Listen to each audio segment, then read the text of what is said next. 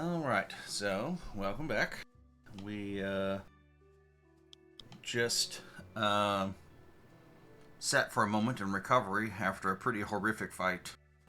We had spent the previous night uh, holed up with the refugees after had saving Laura from the depths of what looked to be some kind of stronghold. And when we came back this morning, because she was missing, they were waiting in ambush. And as soon as we entered into the ancient ruins, the temple area, they kind of just swarmed in around and uh, hit us all pretty rough. Knocked people unconscious multiple times, and only through pretty much everybody working together with their own individual healing abilities, bringing everybody back like popcorn. Um, were you able to survive long enough to finally kill the Inquisitor, the Radiant Eclipse Inquisitor, who was some higher version of a Shadow Dancer. And just as we were ending the session, we had seen a streak come from across the room, centered on that centered on the actual Inquisitor himself, as he was trying to again sacrifice some of his minions to sustain life. And whatever hit him pulled him in on himself, and he kind of folded in on like an envelope until he was just gone, disappeared. And everyone kind of like turned just at the very end to see what was that and where did it come from.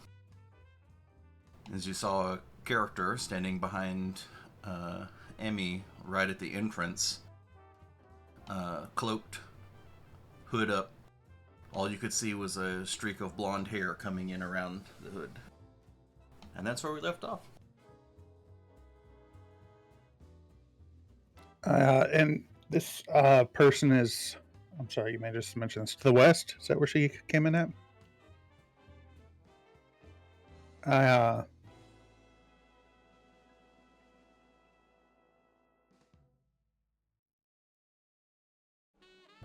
I sheathe my sword and I walk that way.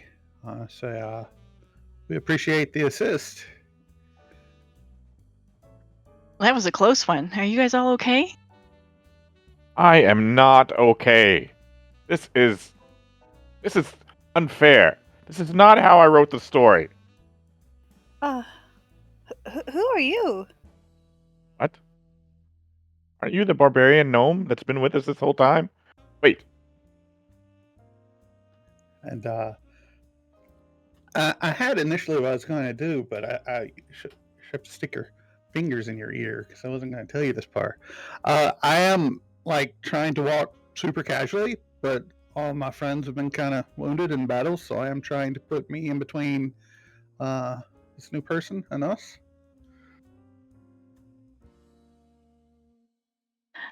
I'm gonna just pull back my hood, and you see a young elf woman with long blonde hair and brown eyes, and she's looking all at all of you, just kind of like taking stock. First of all, sees Dagon coming towards her,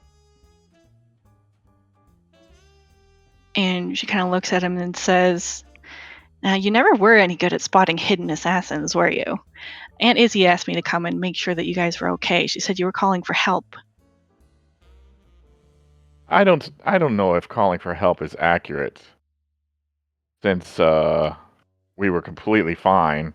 No, help is good. Help is very good. This room, this immediate area is clear. I can't say that this whole cavern is. I hear another damn alarm go off, but they did seem to throw a lot at us. They were to the point where they were sacrificing their own to empower the guy you took out. So hopefully that was the last ditch effort, but we do appreciate another friend. The more the merrier.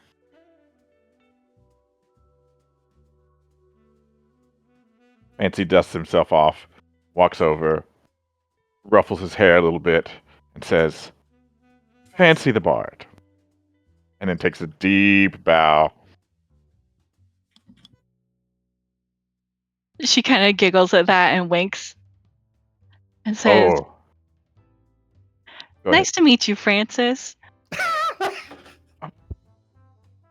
Fancy just looks around at everybody else and opens his arms in a what? Francis, yes. Francis is our bard. He's a talented fellow.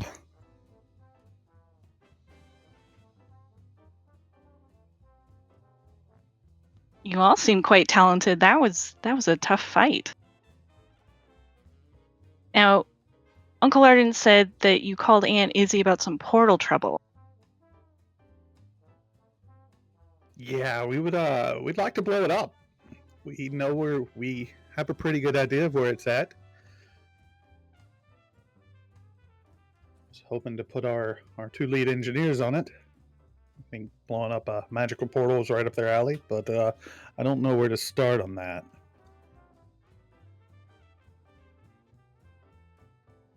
Well, whereabouts is it? It's this direction. Val's gonna take the lead and kind of gather everybody together. Walk back towards the entrance to that area that he went into.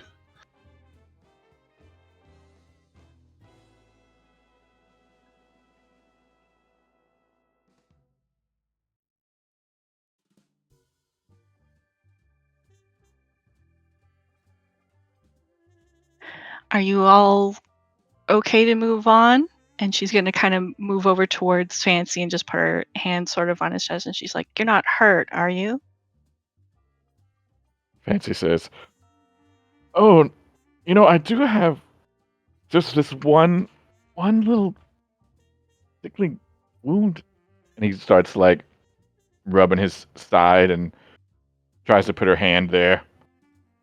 And she just kind of pats him on the cheeks and says, "Oh, I'm sure your Minotaur friend can fix you right up." And then she's going to walk away a little bit.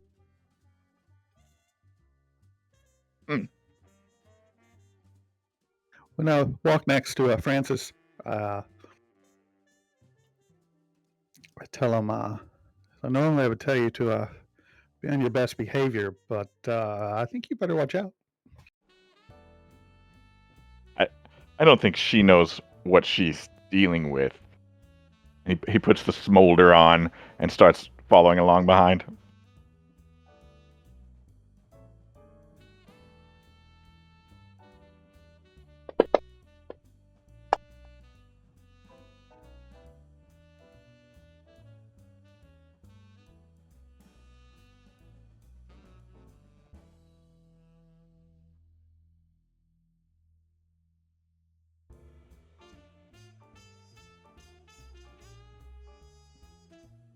All right.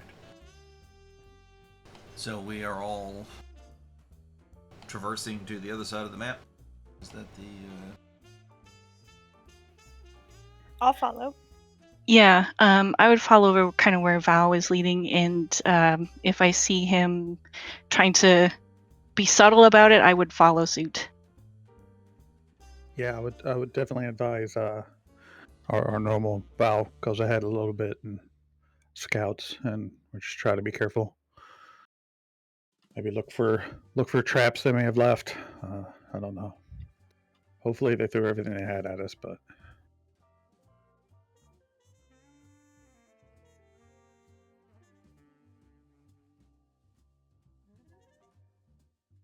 Yes, I'm following along as super sneakily as I can.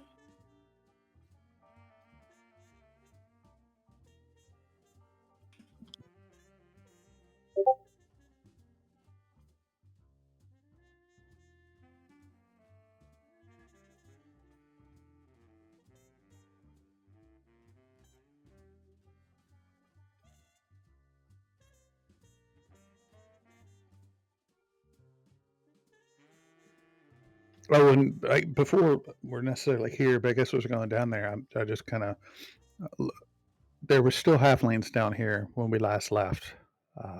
We're not able to get everyone.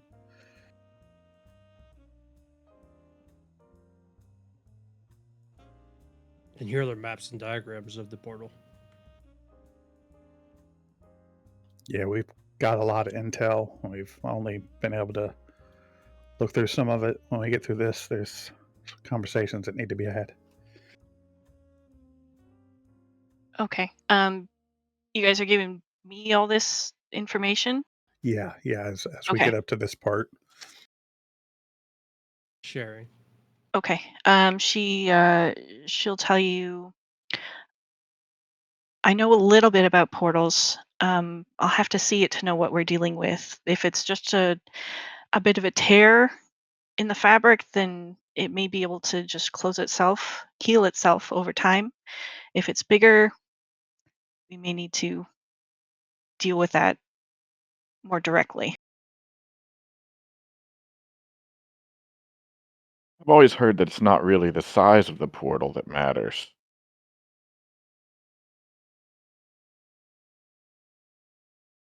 False.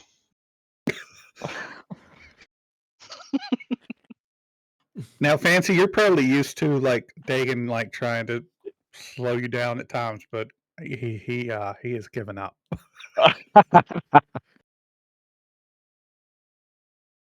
She says, "Don't worry, we have ways to deal with portals of any size."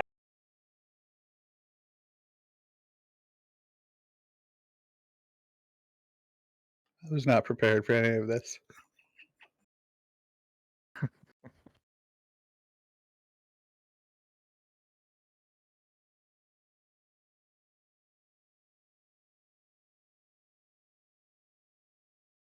You see her kind of toying with a pendant around her neck as well.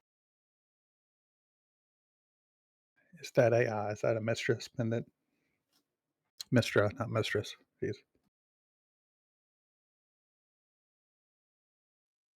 Yes.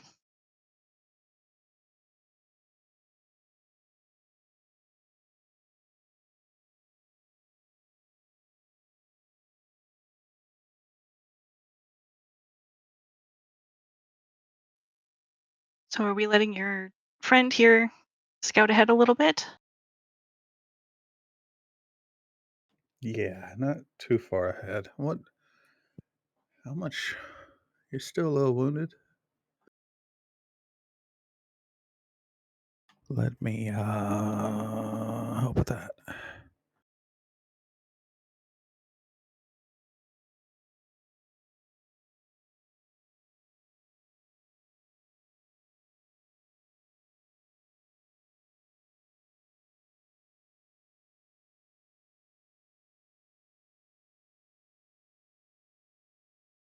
All right, we want to maneuver over to the other map.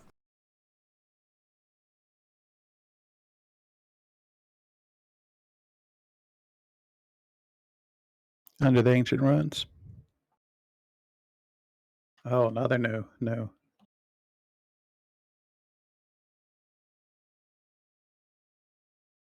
The shadow portal map.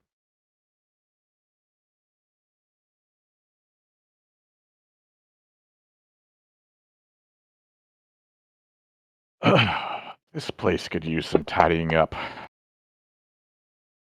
Well, that wasn't a lot, but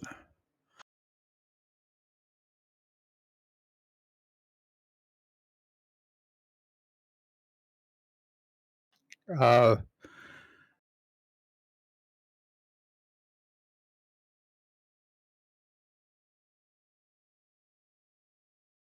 Very quietly,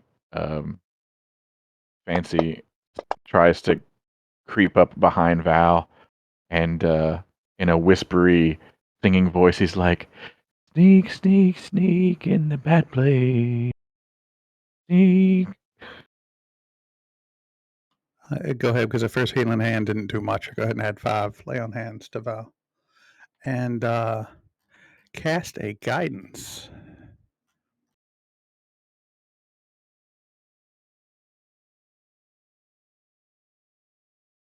This door's broken.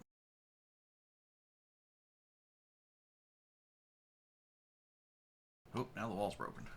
I lost my jazz too.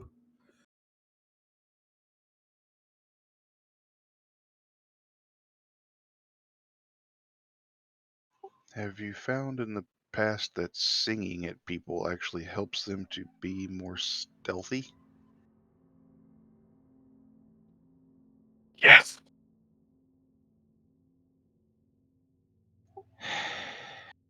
Maybe you should work on some mind magic. Singing always helps. Okay. I think I fixed everything.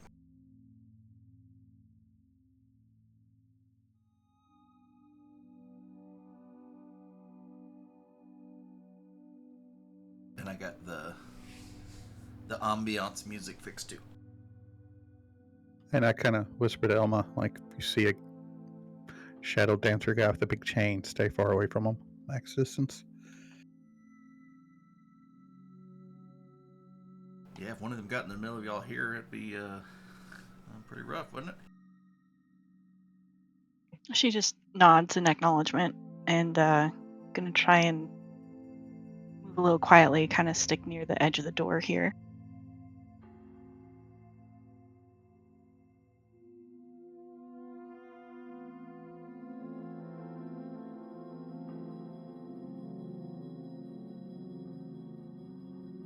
Val's going to investigate this door for any signs of trappings or... Alright, go ahead.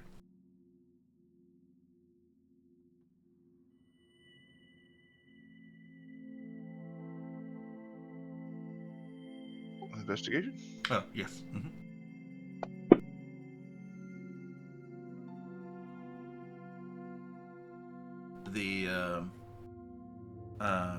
The door is unlocked, even though it's closed. And careful inspection, you don't find anything untoward about the door.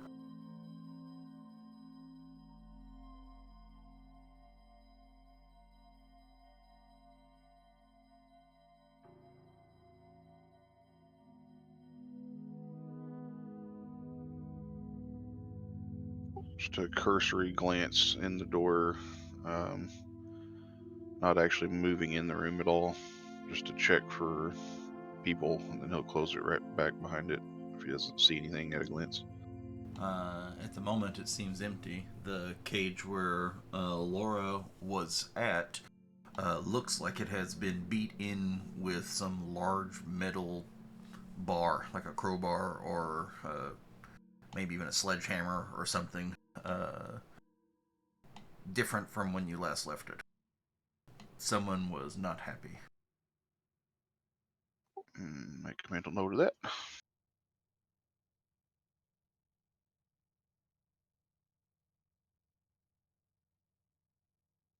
As Val comes down this way, Dagon gets close enough to him where he can kind of whisper,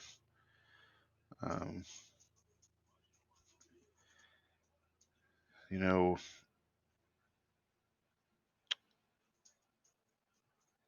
I know everyone's on their guard, but I can't stress this enough. We really should be on your guard.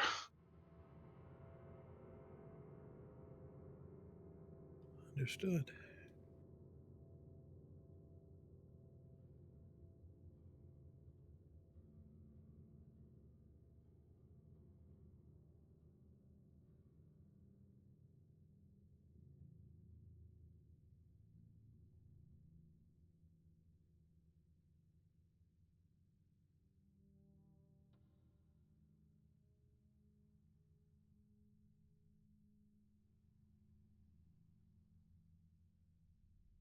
In this room, Val, you see you had not seen this room before. You had kind of circumvented around it. You can see this weird jutting rock shape that isn't that weird ominous color of the floor. That is just like it's a like the floors all look like almost like it's epoxy covered with some kind of weird pigment. So it looks like this weird fog, like purple fog cloud for the floors. And the walls look like they're starting to turn to that kind of same color too. But there's this weird gray stone rock just jutting up in the middle that's flat on. That's kind of like flat on top. And it looks like it's been smoothed on the sides. It looks like a natural rock that had been smoothed from use, like like over a long period of time, people putting their hands on it or something like that, eventually has wore it smooth. In the corner is a little pedestal, like a little dais, sitting on a dais, and there's nothing on the pedestal.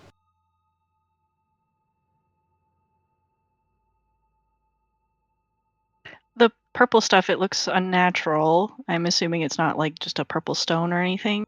Right. It it it's smooth like the most well crafted like dwarven floor. Smooth stone that had been carved.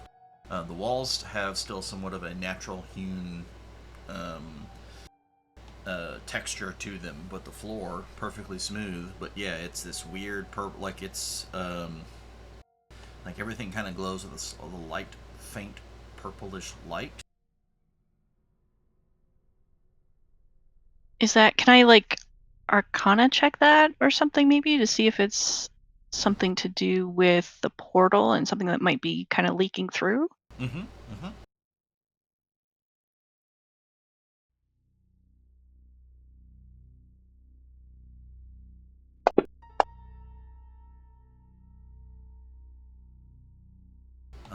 That is your precise insight.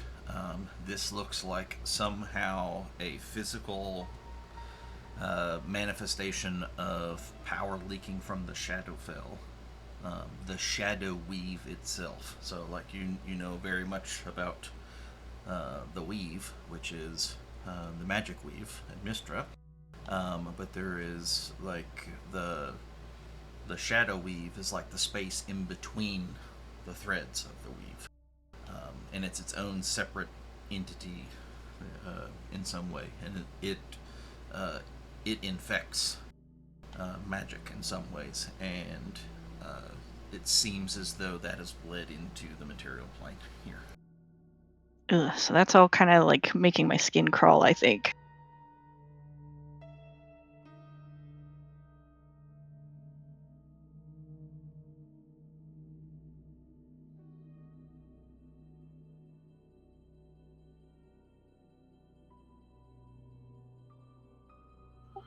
I have no memory of this place. This is not the way I came. Perhaps it was the other direction.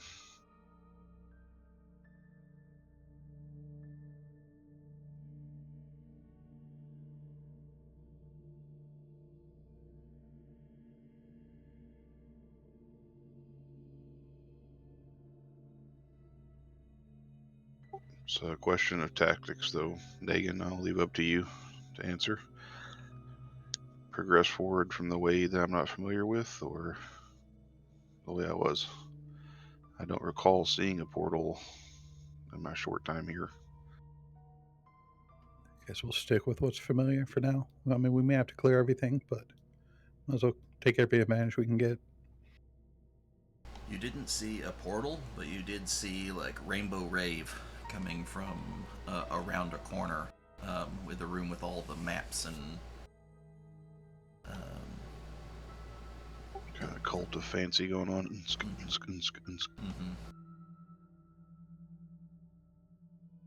Now I can't help but think how the narrative's changed. This was just like this party group, and they were just trying to do their own party, and now we ruined it. If we're going this way, I will leave my spider behind on the wall as a lookout. Good. Excellent. Okay.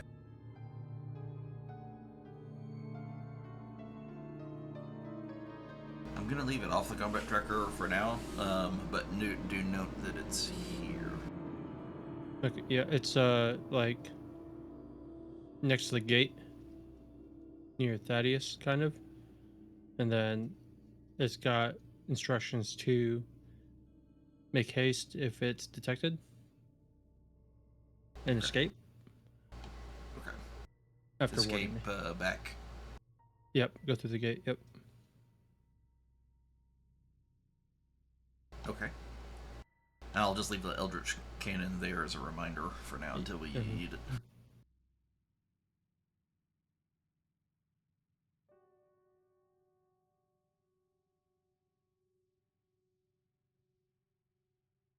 This door looks like it has been, like, very much like how the cage has been mangled.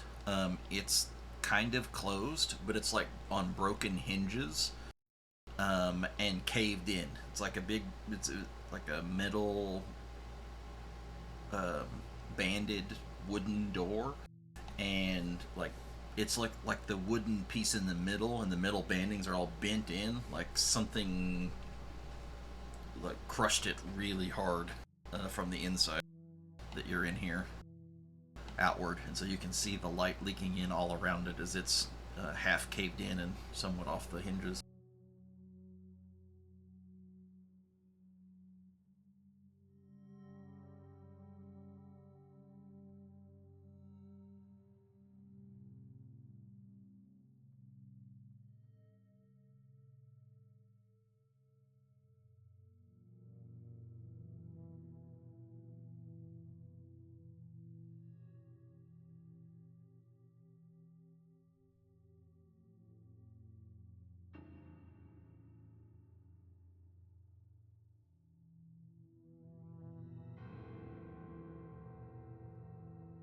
The dining area still looks in the same manner of disarray that you remember when you snuck through here the last time.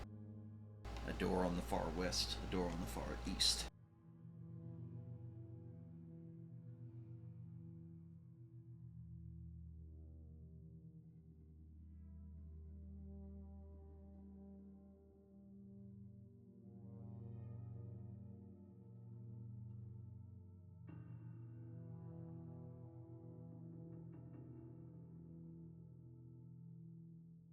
Thaddeus comes Brad, from where I'm standing, can I see anything edible in here? Jesus Christ. You see a lot of like actual like blood everywhere, and you see on like like the table off to the side there just like stacks of meat, but of what kind of meat, you could not be certain, or how long it's been there. Thaddeus does come up from around the backside. He went off through the door to the south to investigate that long hallway in the other direction. And he says that it was clear up to some torture room. No signs of life. Torture room filled with blood.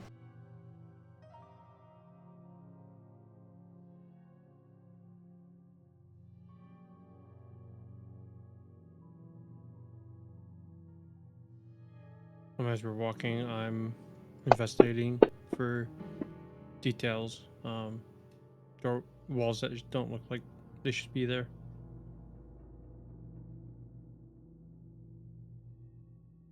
Yes. Yeah, you don't like weird little nook Just here, taking that architectural kind of thing, notes. Yeah. nothing. Nothing. I don't say unnatural because everything's slightly unnatural, but nothing of note, I guess. Mm-hmm.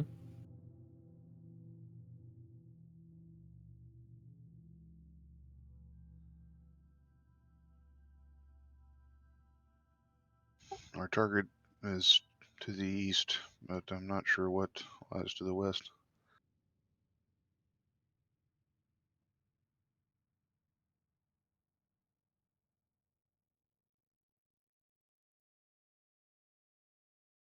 So we keep moving east.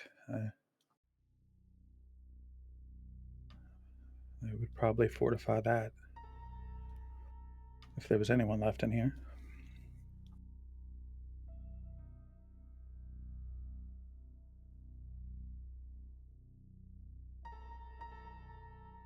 Fancy, did you grab any food?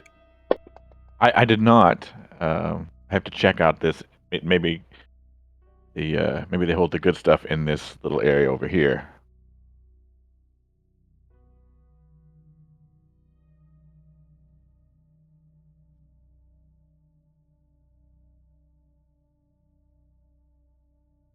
I guess I'm in the dark. I don't have any night vision. So I can't see in this room, even though I'm standing here. 1 second here. Did we ever? We can. Yeah. Is this pure darkness, or is this like we can? I assume we can see a little bit with dark vision. Yes. Yeah. The weird glow is like not dim. It's not even dim light, but it's like not dark either. And I don't really have a way to apply that effect in the same kind of way. Does this have purple light? Do you not see? Let me see.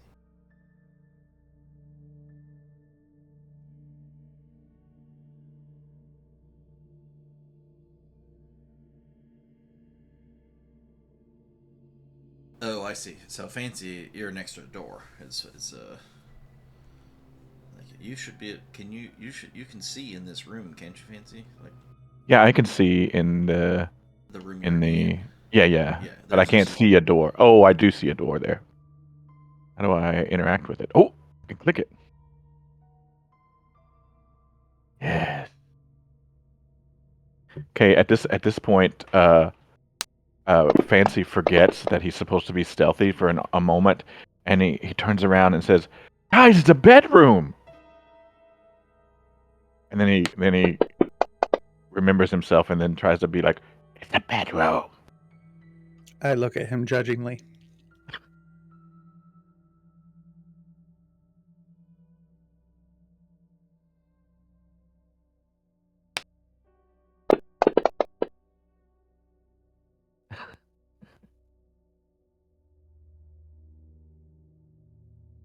The bedroom does look like a almost like a little miniature barracks, um, and uh, all of the beds and most of the room look in pretty stark disarray, as though you know, people were sleeping or something, and they were hurriedly got out of bed and got things together and left it as it was, with no Like thoughts to. awakened by a very loud, annoying alarm.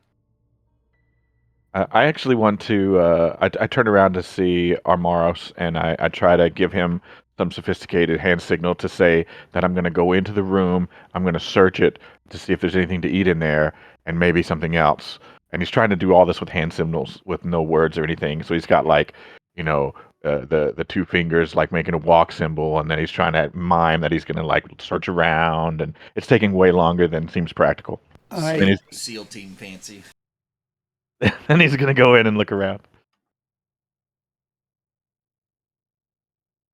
Can I do an investigation? Yes.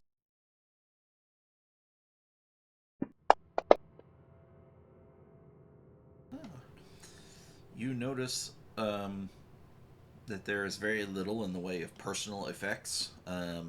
It's all kind of bare cots with barely a pillow and some kind of linen. There is a couple of big rugs, as you can kind of see them on the map. There's like animal skin rugs on the floor, and you detect something that looks like it's being absconded by the wall. It looks as though that there is a way to open part of the wall. A secret door.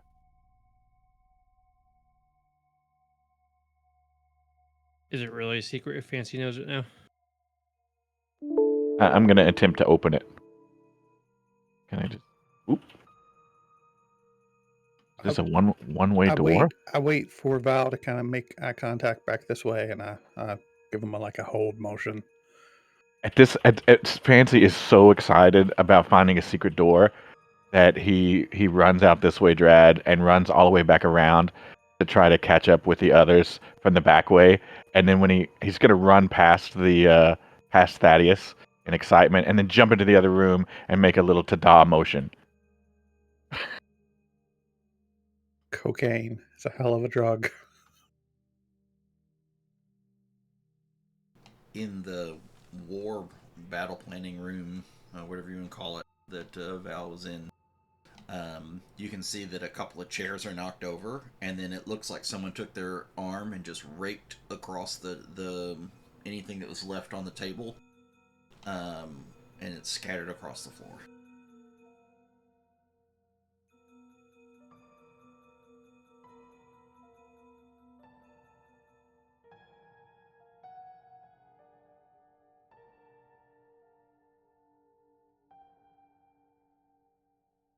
I lean over to Fancy and say, "Focus." I found a secret door. Good job.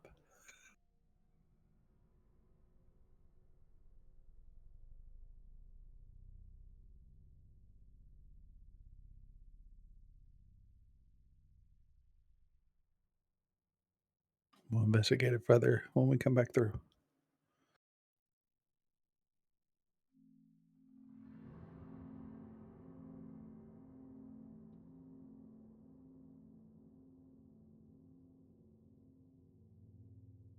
Ooh, I see the light flashing.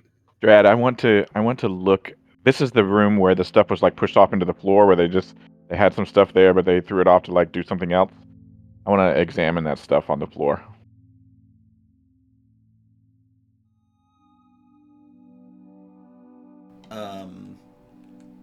You recognize to some extent the some of like the similar pieces that Val brought back, something that he had marked in with his blood, I think, onto different spots onto a map of the Badlands, and there is no spots on that map because it was marked with different like stone pieces that are all scattered across the Right, floor. okay. But you can see the map there.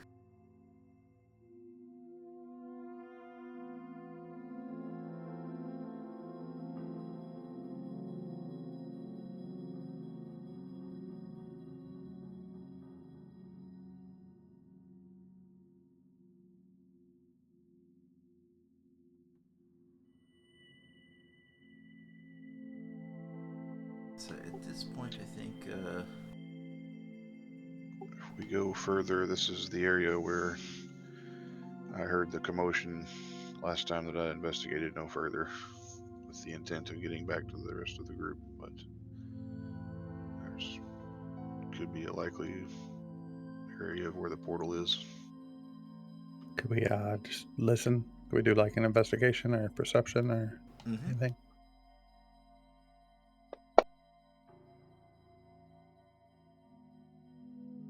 At this time, Ilma, you will have finished your detect magic ritual, and you will find that the floors and have a small glow to it. It's like a faint glow, but it's noticeable with that there is magic all along the floors, and then the walls are not quite as coated with this aura as the floors are. Okay, I'm going to follow along quietly behind the rest of the party and just keep an eye out for anything that pings. This should be up for 10 minutes, I believe. Mm-hmm. The as you kind of come into this other room with the table and beyond, you can see Val across the room, and you can see the faint glow of light, the actual physical light coming from flashing in some way from around the corner. And you also note that the actual light itself seems to have some magical properties emanating.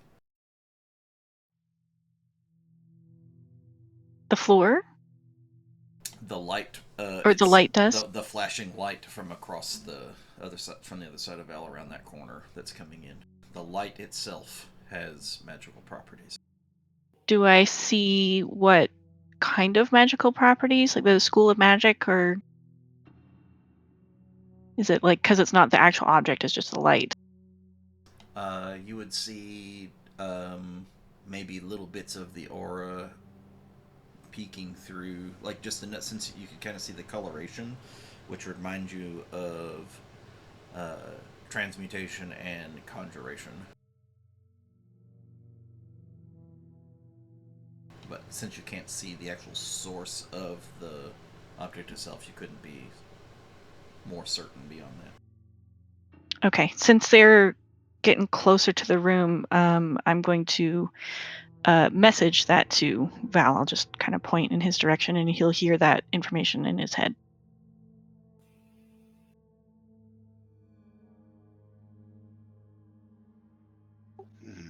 Interesting. So with that, Val's going to turn around and making sure he can see. Let's see here. Dagon, Fancy.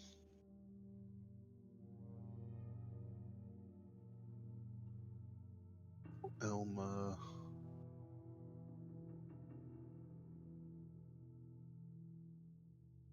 Armoros.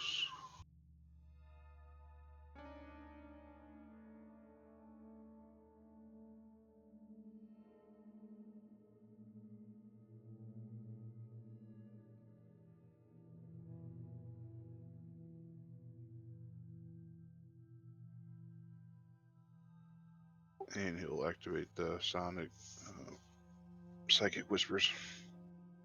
Is that the telepathic bond? Everyone, all those people can talk to you, and you can talk to them. Yes, for 1 hour.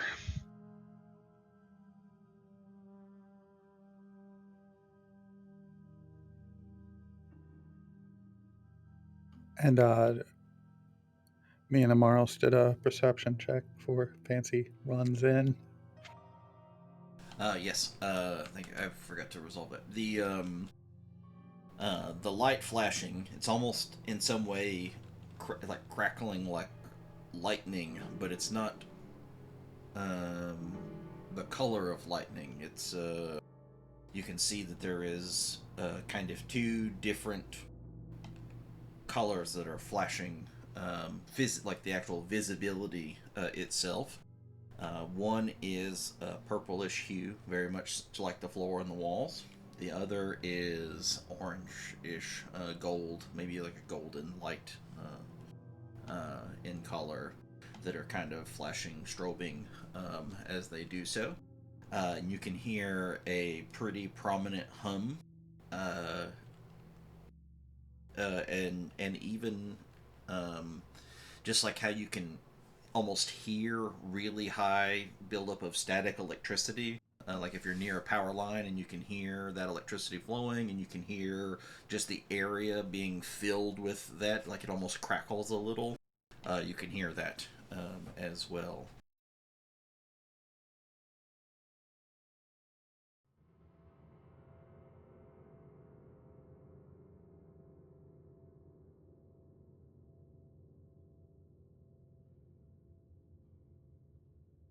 But no sounds of any other beings. Even with the good perception rolls, you don't hear anything. That doesn't mean they're not there. Or Yeah, something's not there, but yeah, you don't hear anything. Shall I move forward, Dagon?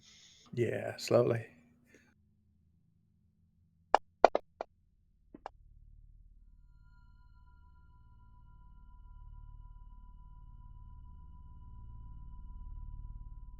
I'm sure you just tripped over Fancy, that's all. He was Um, probably singing. hold on. Just rereading a skill.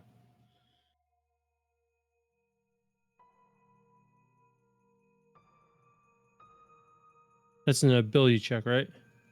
It is, yes. He can add my intelligence modifier +4 to that. Oh, it goes up to 16? It's Yep. +4? Okay. Mm-hmm.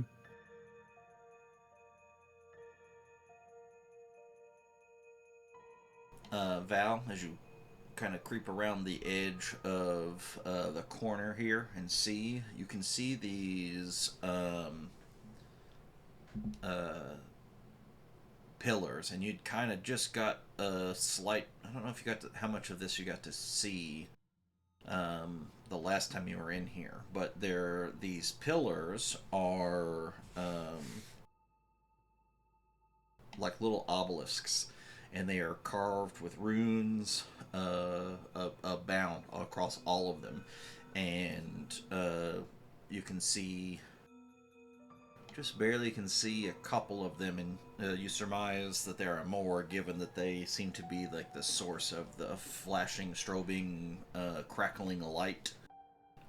One of them is that purplish color of the floor, and the other is golden and bright in light.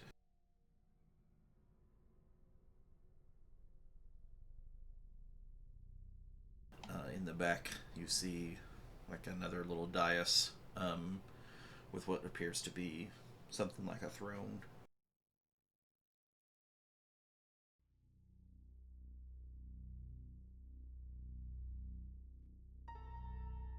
Val's going to attempt to move, excuse me, on the.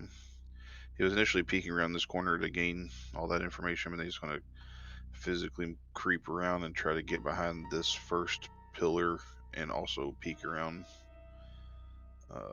that.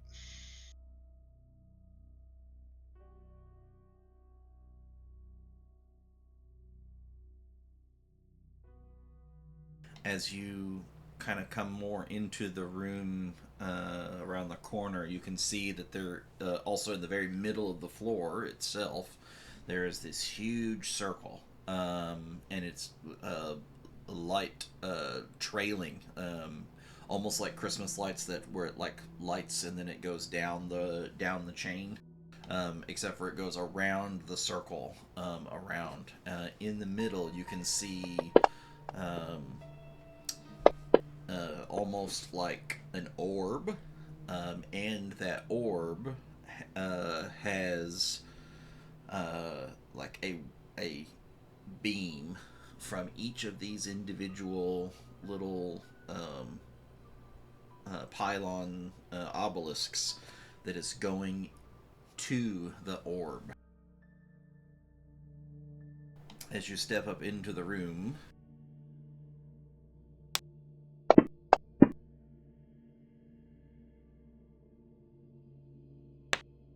Uh-oh.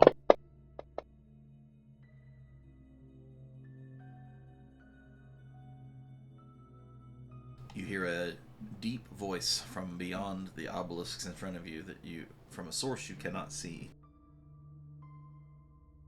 It would seem as though the Inquisitor, in all his bombastity, should be fraught with peril and stupidity. His arrogance and his thirst for his pleasures seem to have done him more harm than good. But I warn you, even though I know your intent, I will give you your chance to turn against it and away, for entering this room is death.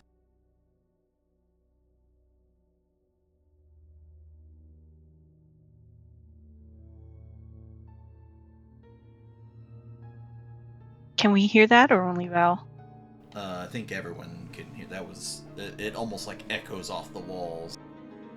Ooh. Oh.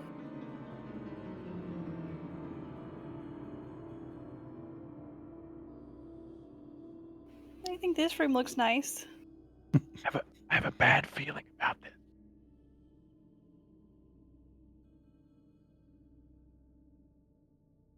I don't think you should go. Val! Yeah, I'm right behind Val. I'll step forward too. Can we see him? Or whoever said that?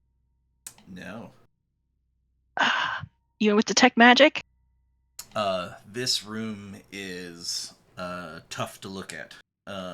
Ooh. In some regards, each of these pylons you see is crackling brightly with extreme energy, and it is pulsing, and it is giving some of that to like these beams that are coming from each of the pylons to the orb that is in the center of this room here. Do I have 6 seconds? You also 6 seconds. We will see before we before we perform any actions. You will also notice with the detect magic that there is also each of the pylons holds a strong aura of abjuration, and it is like it's kind of hard to explain exactly what it's doing, but that abjuration is like popping off the top, and then kind of going back in, like it's seeking a target or waiting for its use.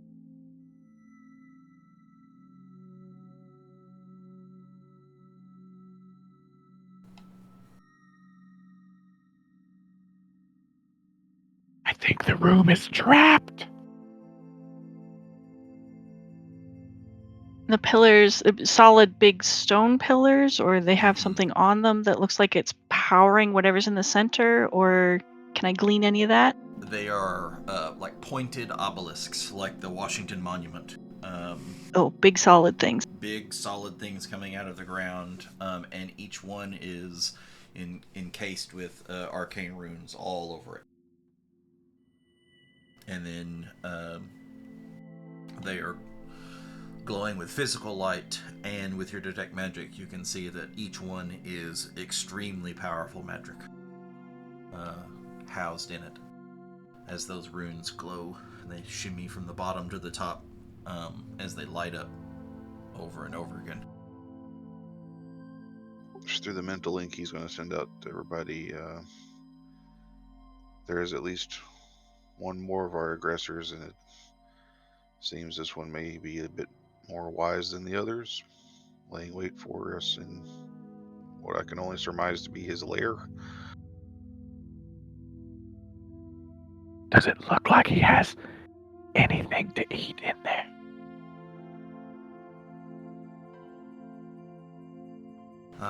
But other than his nice throne that you may have seen a bit of on the dais, it does not look as though that there's anything of substance anywhere except for the pillars, the shadow portal with the ring of light, and then the throne itself. So Drad, nothing instantly happened when Val entered the room. I was expecting him to get shocked or something. Not yet. Would it seem like a good idea or a bad idea to me to send in a kaboom arrow in there? Oh, that's up to you. But the next thing, the next action that takes place definitely starts something. Okay. Drad, Fancy wants to pull an apple from his pack and draw back like he's gonna throw it into the room. He's got the best ideas. I hear this booming voice as I'm going through these maps, taking notes.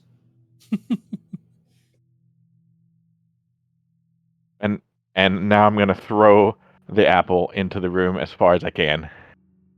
Towards the throne, try to get it across that light threshold in the middle. It would seem as though your want for duty outweighs your self-preservation interests. As the apple flies across the middle of the room, one of the pylons lets out a bolt of energy that strikes the apple, disintegrating it. I told you not to go in there, Val. I saved your life.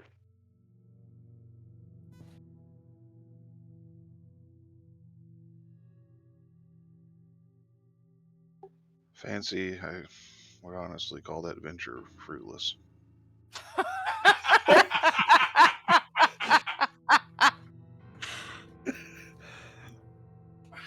Someone play that for Bob later, please. I can feel him wince from here.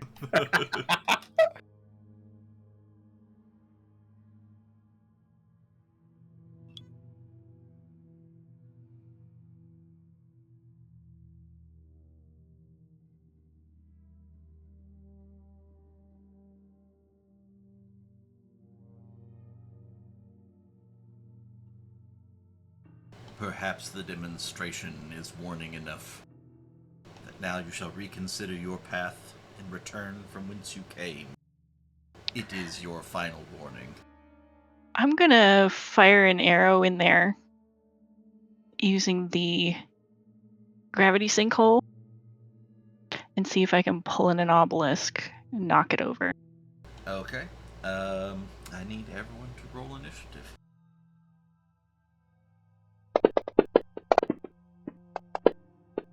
One. Good campaign, everyone. Good campaign.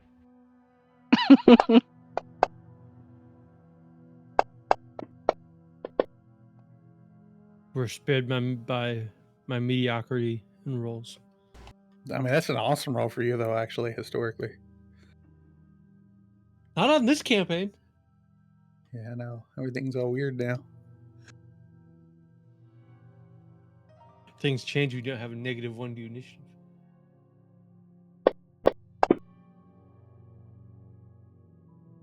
What?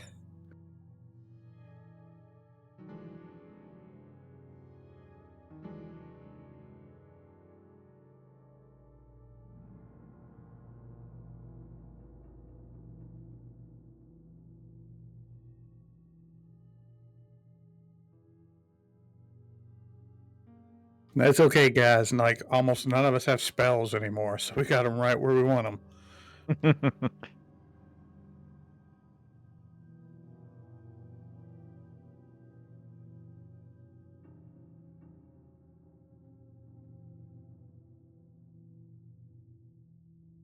Let's see. This would be on 20 initiative.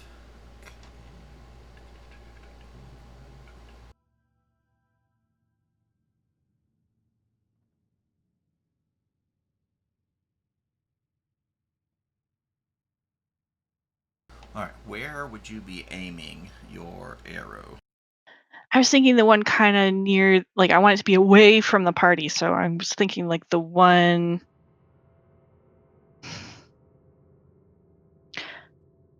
One of the ones farther away. I was going to say the one near the throne, but if the apple... Like, how far did the apple make it before it got zapped? Like Right there? Right as it hit the ring. In the ring? Yeah. Okay, I'm aiming kind of like threading the needle through the pillar right in front of us to the one immediately behind it. Yeah, over near the throne. So that I don't want to put it in the circle, but like I'm trying to knock over the pillar on the other side. And if that other guy who is threatening us happens to get caught in it, that's cool too.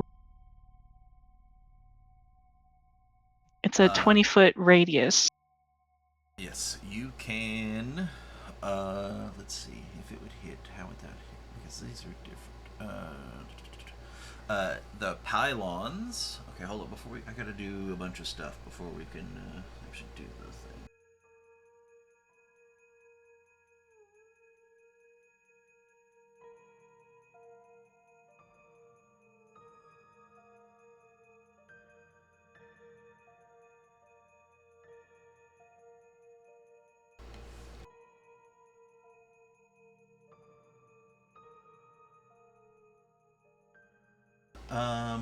If you would,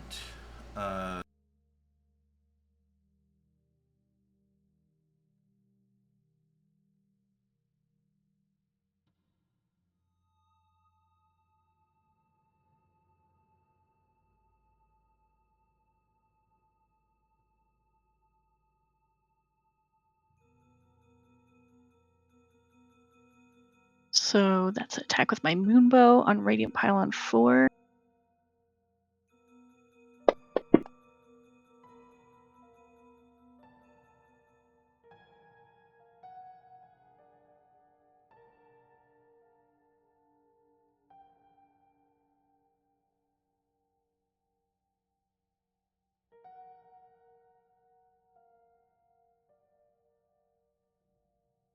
before you roll the damage, I want to make sure it gets this silly thing.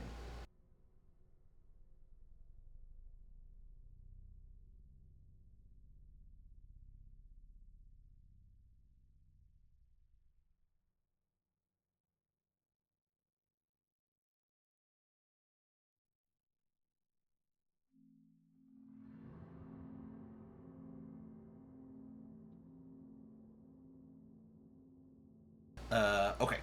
Roll regular damage. Radiant Pylon 4.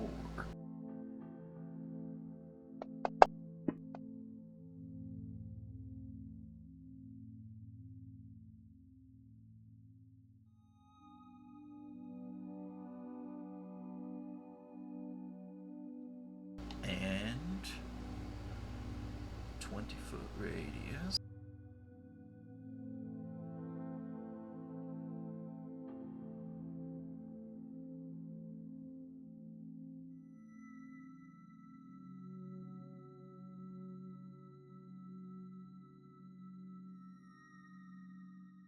You would hit with your spell, right? That comes off from the arrow. Radiant Pylon 4, Radiant 8, and the Gloomweaver. You want to target those three, and then cast the spell.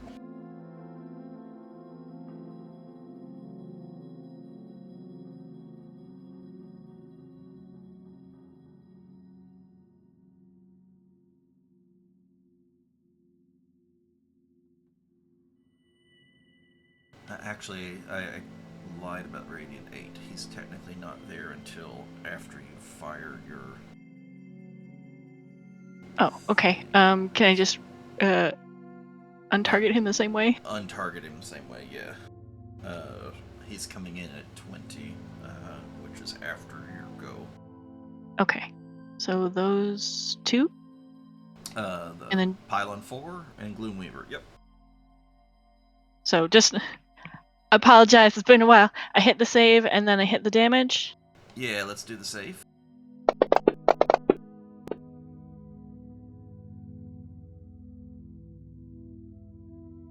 Okay.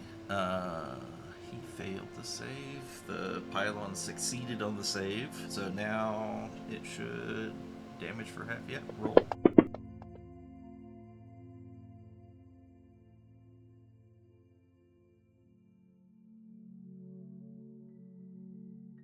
You can see that the pylon itself is unmoved, but it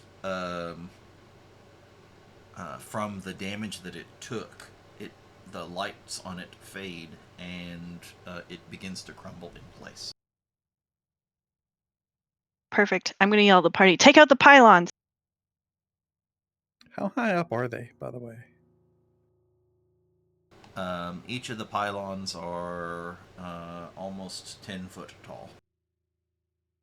Also, the whole thing's a pylon. It's not like there's something on top of these columns. Yes, it's like the Washington Monument. It's just sticking up out of the ground. But much, much smaller than Yeah. the Washington Monument.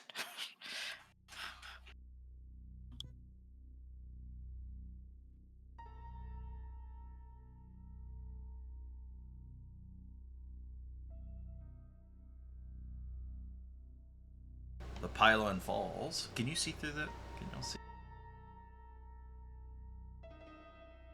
Yes, we can see through it now. I can. Okay, excellent. Yeah, so now that you can see through, you can see the source of the voice behind.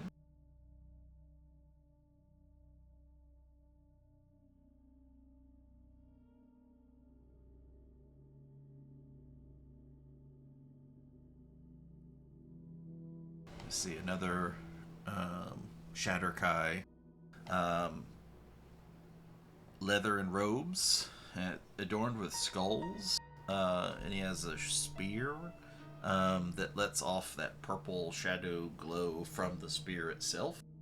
And on his leather chest piece is emblazoned the symbol of a sun.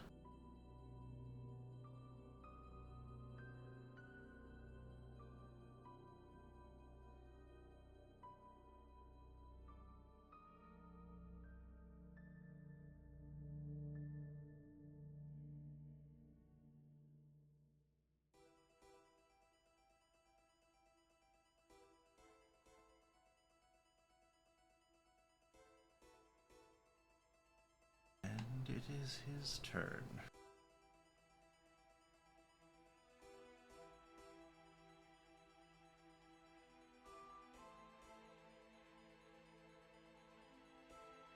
You can see now that these pylons, they not only have a stream of magic that goes to the orb in the center, but they have a second stream now that goes directly to the Gloomweaver.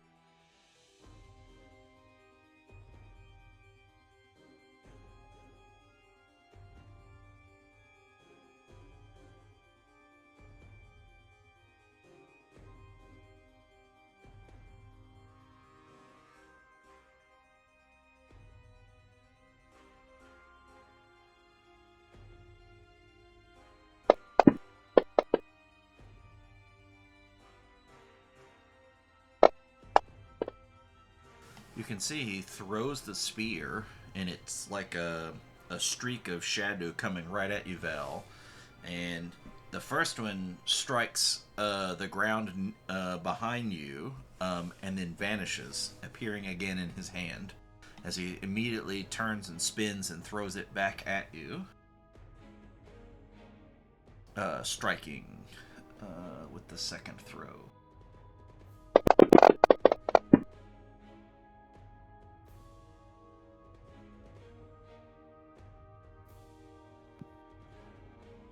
Can I uncanny dodge some of that? You may, yes, actually, give yourself back 17 hit points.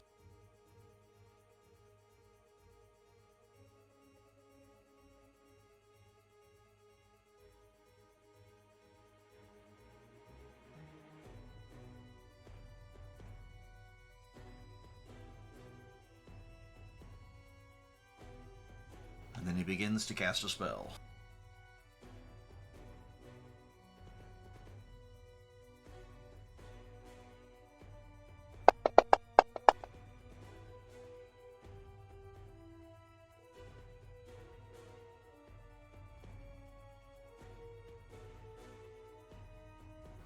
Bane.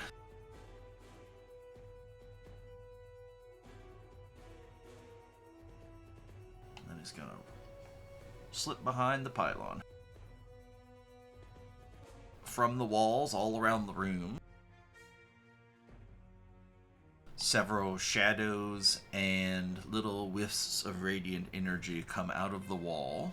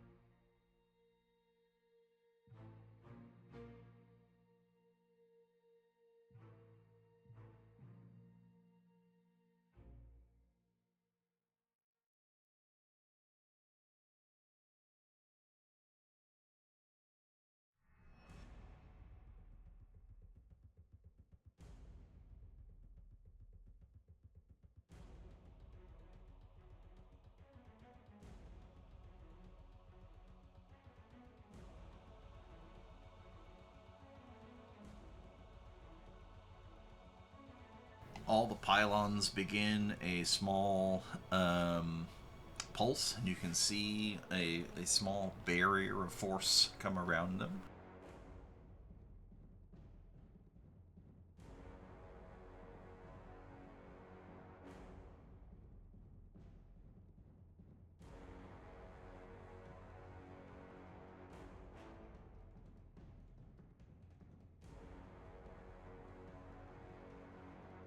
You can see the shadow pylon that he is hiding behind crackle as it begins to charge up.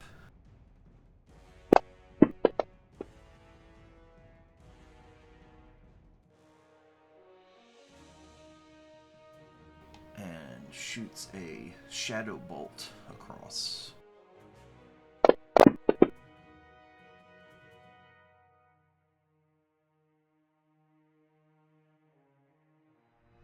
Oh, there must be a fight going on over here. We should probably go help Thaddeus.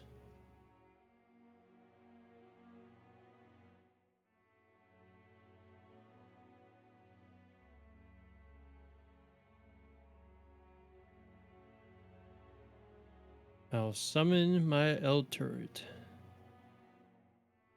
using a level 1 spell slot.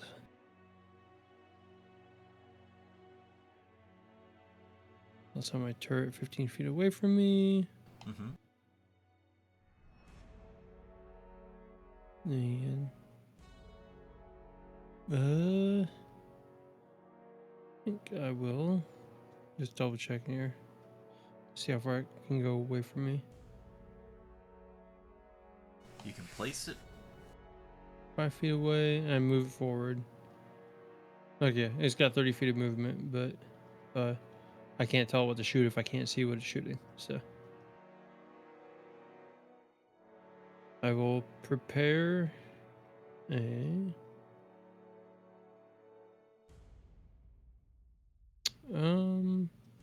where is that? Eldritch Blast. Is it action to summon or bonus action to summon? I can't Bonus remember. action. Bonus action. Yeah, and then Oh, hold on, let me double check.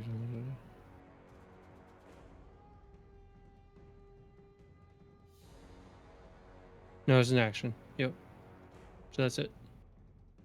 okay. Digging. And then Armaros. Coming up soon.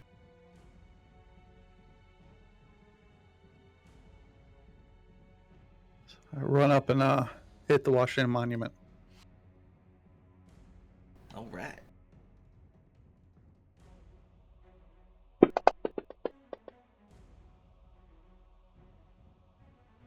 Wow. Okay. Floor is slippery, you know, you just slip the last moment. It's how you're able to miss hitting a tree. Yeah.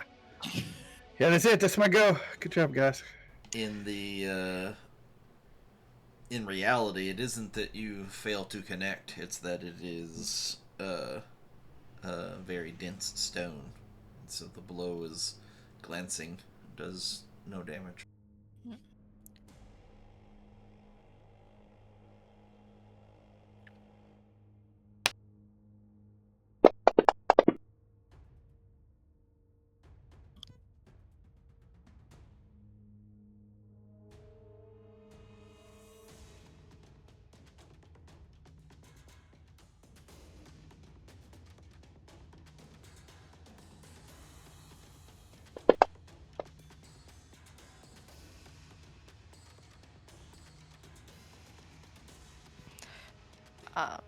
Okay.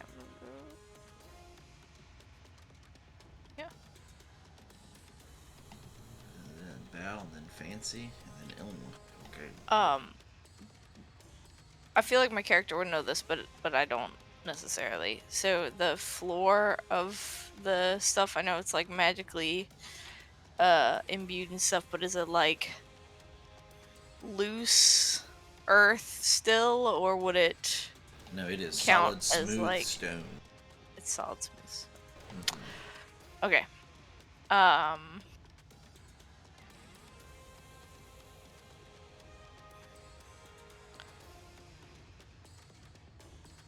Eight, then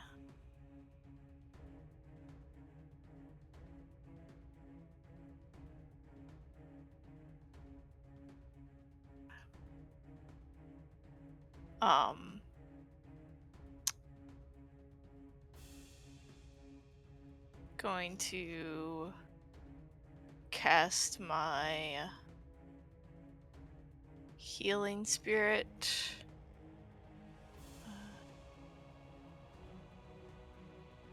Okay.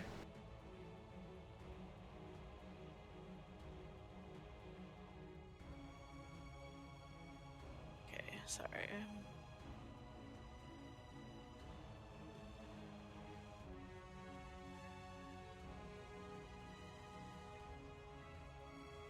trying to decide for one. And I then think where I'm gonna do it it's at a 4th you're gonna level.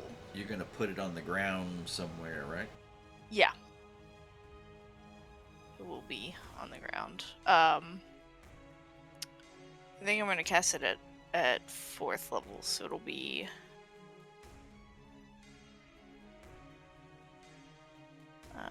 So it'll go up by 2d6 from what it normally is. Yeah. So let me draw the.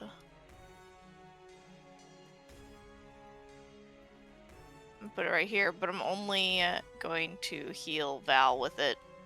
Okay. Save a truck. Yeah. Yeah.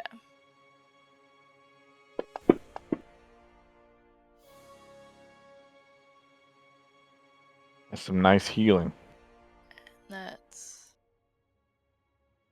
Okay, that's one of the charges. Mhm. How many charges does it have? It has 5. It's actually up then- to 6 now because of you put your wisdom. Oh. Okay, I'll have to edit that. Oh, okay, you got it. Yeah. Because it's 1 okay. plus wisdom or 1 plus spellcasting modifier. Yeah. And then I have not really enough move. Alright, then I think I'm gonna step like back against the wall in this corner Okay. as much as I can. And that's it. Mm-hmm. Val, then Fancy. Val's just gonna kind of stoop over and take a deep breath and look over at Dagon.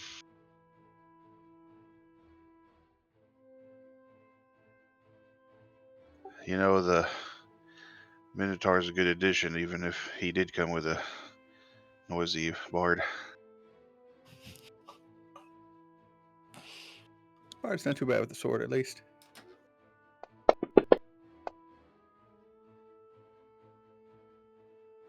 He's gonna summon a psychic blade, one in each hand, or one in one hand and one in the other.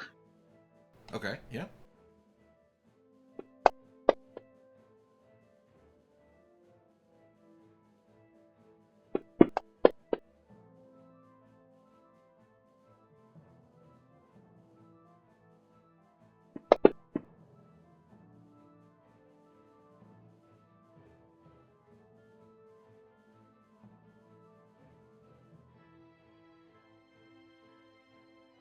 I'm just listening to people fight in the other room, like, "Oh, what's going on? How you doing, Amy?"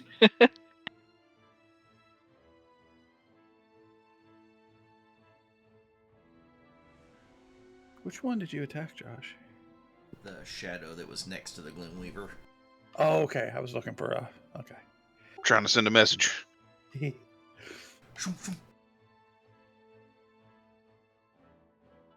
I'm going to attempt to as I charge up this way to pull cards out of my pocket and do the I forget what it's called.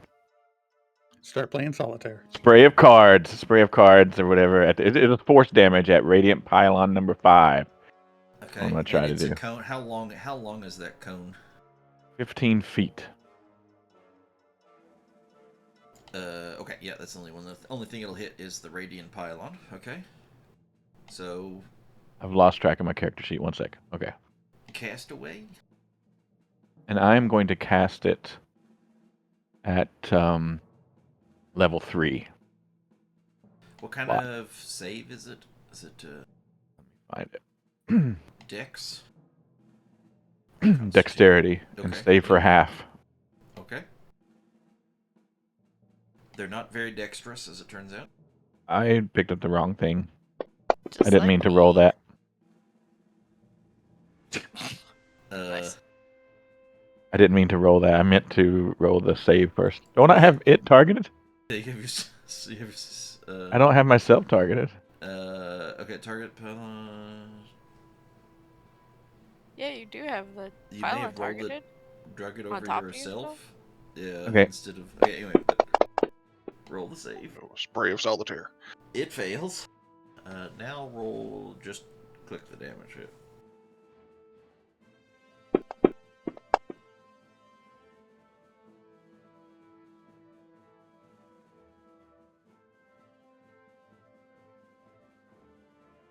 And then I am going to move here. The rest of my move. Okay. And you wonder why you get knocked out so much.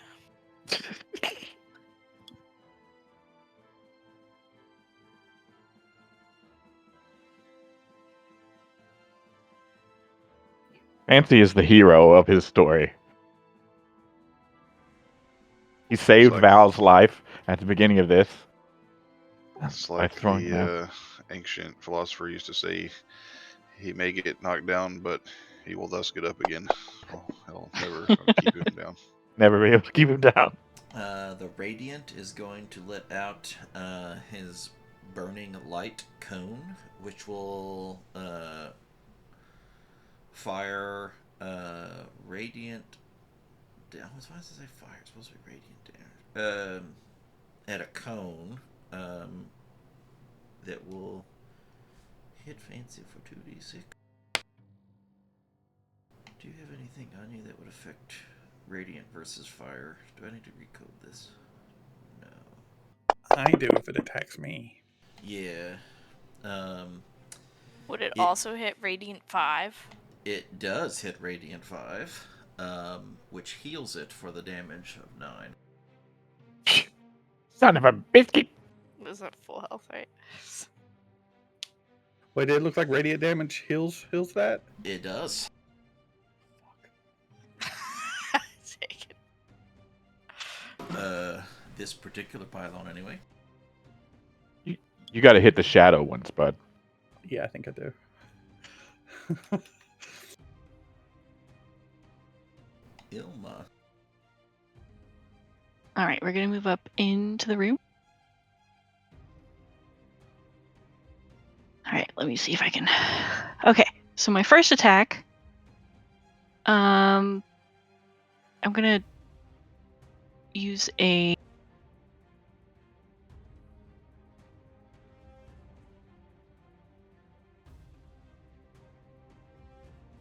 bursting arrow. Okay. On Shadow Pylon 47.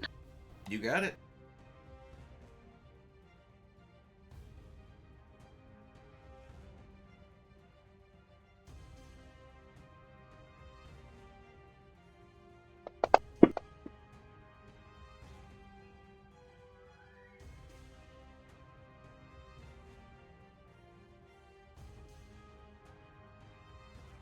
Ooh, a -4 from the Bane. Ah, Yeah, bummer. the Bane was the difference. Yeah. So I think this says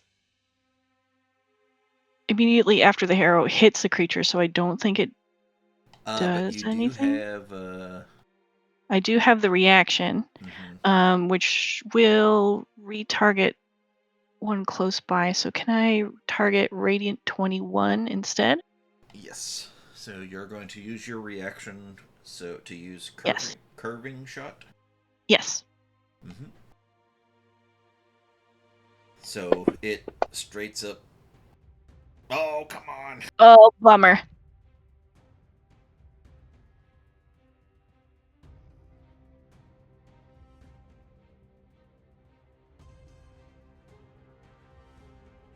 What's that movie where they curve the bullets because that never Wanted.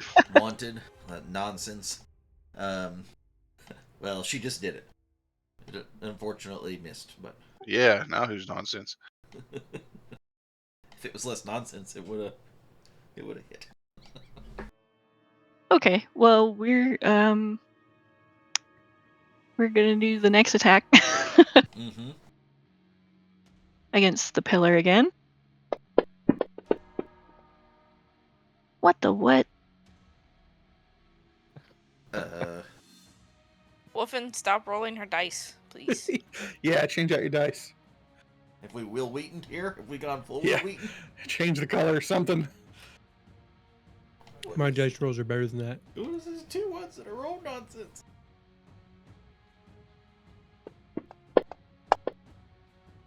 And a 4. Side by- Awesome. Side by side, they're 11. No pressure, but you were the chosen one. Extra. Welcome back. Curving You, shot. you know what Which is still happened? the She same just got attack. so close to Fancy that he was very distracting. And then there's. Dagger, dagger, dagger.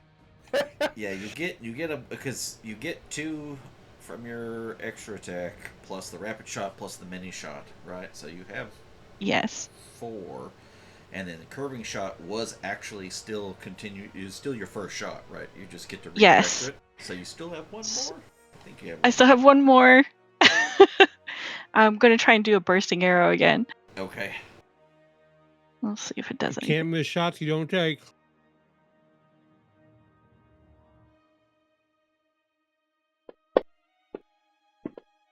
Three! Okay, no, that's it. I'm done. My turn. Bye. It's that motivational poster. You miss 100% of the shots you don't take. And it's just a picture of Elma up there, just like a rain of arrows landing all around her target. That is incredibly unlikely, but it happened. Now, I felt a little less bad about running up to the tree and missing.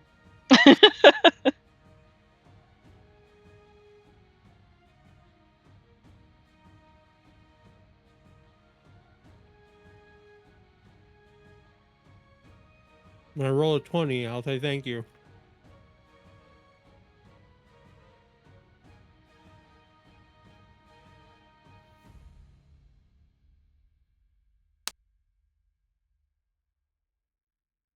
The radiant pylon right next to you is going to charge off and shoot a radiant bolt at Ilma.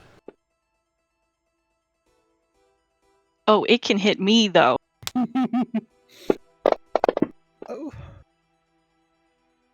Sure can.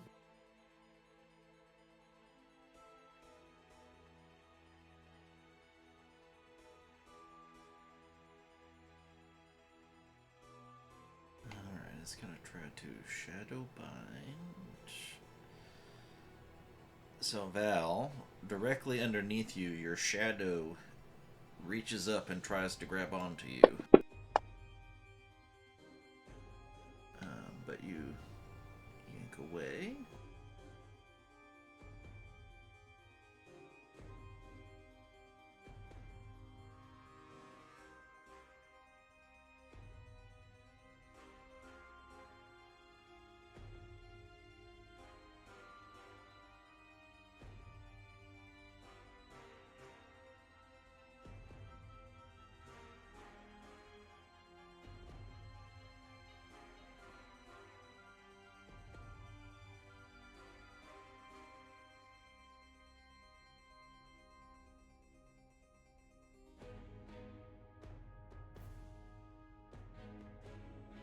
Radiant 21 is going to come up and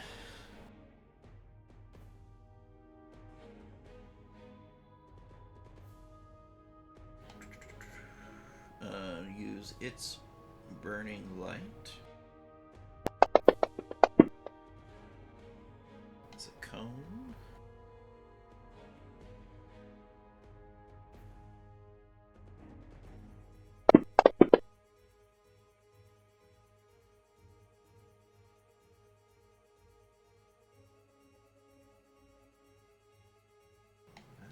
And then it's going to heal that pylon.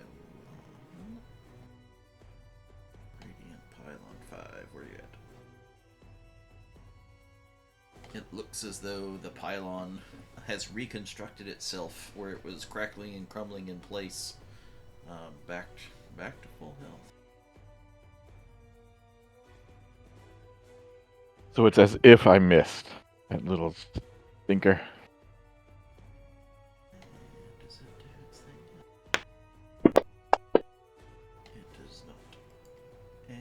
Emmy. Yes. I want to move. Go for it. Yep.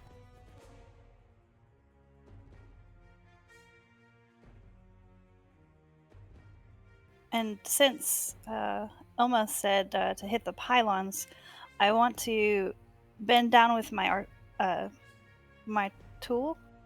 Mm-hmm. Sorry, my all-purpose tool, and take off the mirror off of my robe and attach it to Hum. Okay.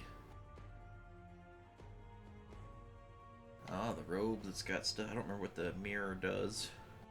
I think it's just a hand mirror. Okay. All the items are pretty mundane on the robe. Yeah. And I want to fasten it to her chest. And then I want to start in the next round calculating what angle to send her out into the circle with. Okay. Yeah. What do I need to roll? Let's go ahead and do an intelligence check with proficiency. So, do your arcane. Just do your arcane. I think that's the one that's that will be equivalent. It's not technically an arcane. Okay, hold on, let me see. You're using your action for this. Since you're using your action, I'll give you advantage on this. So do one more. There we go. Yeah, you feel pretty confident that you're set up. You know what's gonna happen here. And I'm assuming that takes my turn to just attach it so that next turn I can send her out. Yes. So and like you're already preempting the calculations of where to go, where for her to angle up. And you have a pretty good idea of that geometry with your. It would have been, instead of arcane, it would have been tinkering int. We did build one for you, but it's the same plus, so it's Yes, that good. number is fine.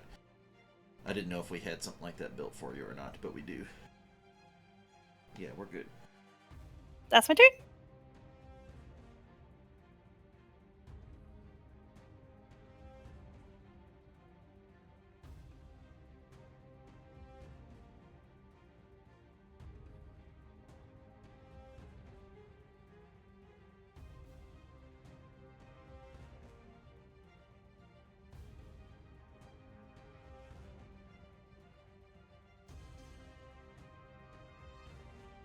Alright, you notice the shadow one doesn't line up in a way specifically where it would overlap the pylon next to it.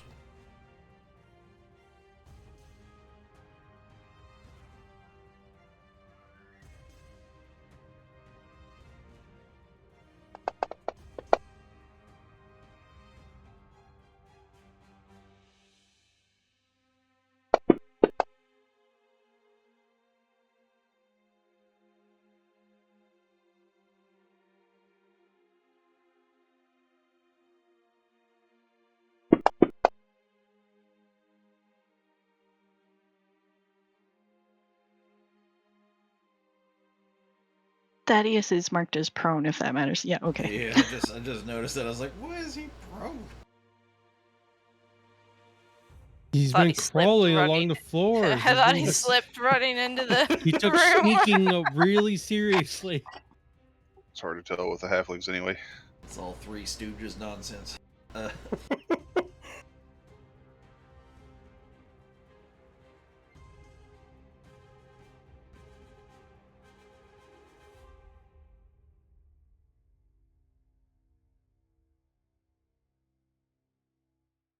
I may have sucked in too much of that Shadowfell energy and come upside down crab walking in here like the exorcist.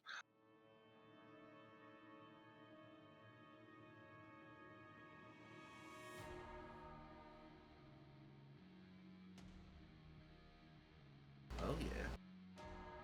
He's gonna Radiant Sunbolt and cast the Sunbeam.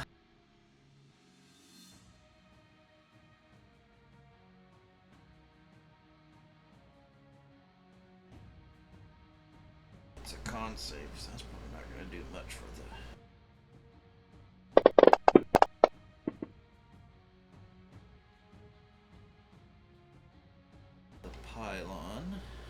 doesn't affect the pylon. Oh, it could have though.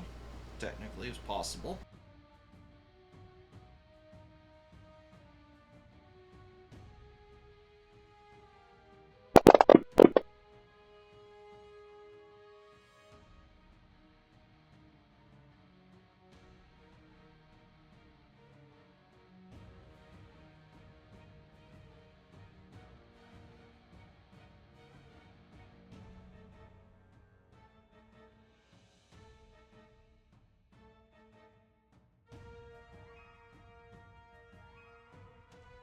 By the power of Lord Lumo, the darkness shall be smoked. Wait, Uncle Lumo? Huh? Uncle Lumo? The mighty Lord Lumo, yes. I assumed y'all met. He's his apprentice. I do not think that they would have had reason to have met. Lumo has been out and about, kind of off on his own thing out in the Badlands for a majority of the last several years. It's like Bob, but we call it Canada. Fancy takes this moment to turn to the elf that missed many shots, and he says, "You have to say something about Lord Lumo when you attack."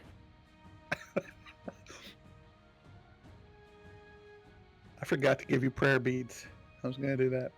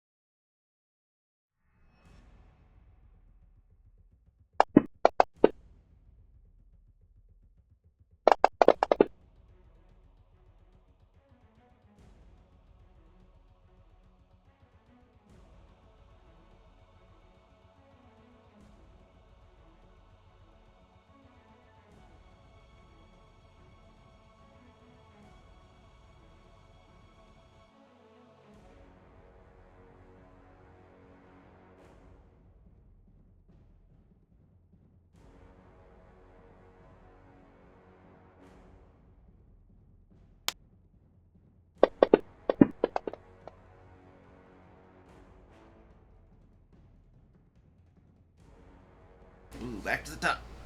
Val's up. Most everybody's up first. Except for Dagan. Man, I I was get like it. really high last time. Now I got Way it. down there.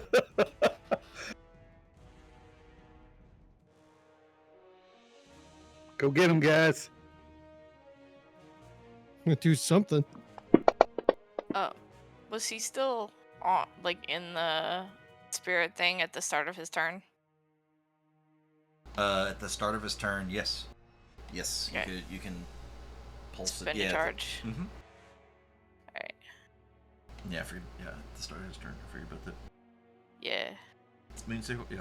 Moon Sickle. I am targeting him, so.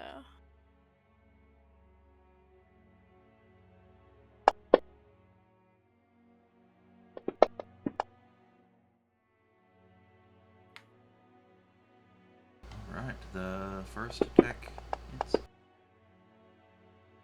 kills a shadow.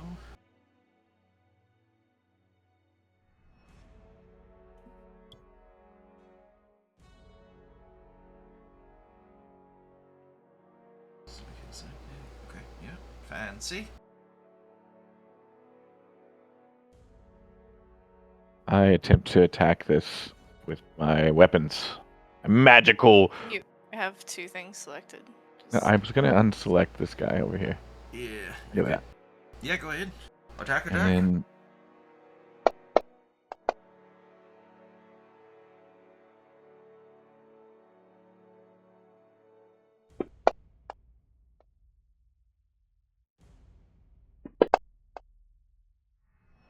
And then short sword. Yep. College of Swords.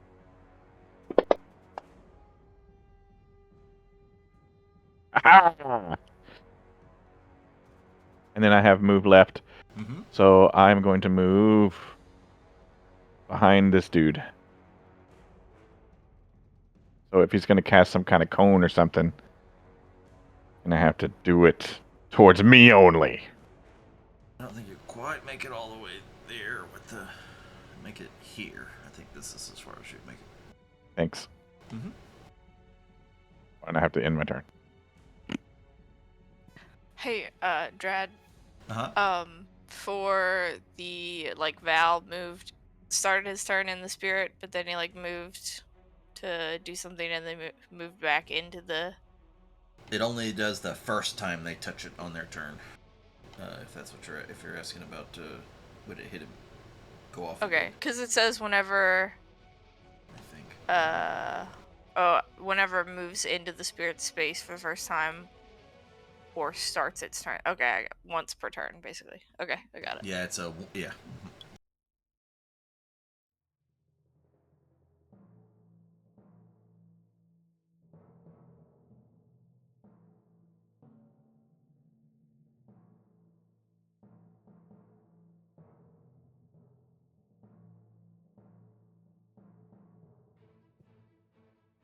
Okay, they don't know things.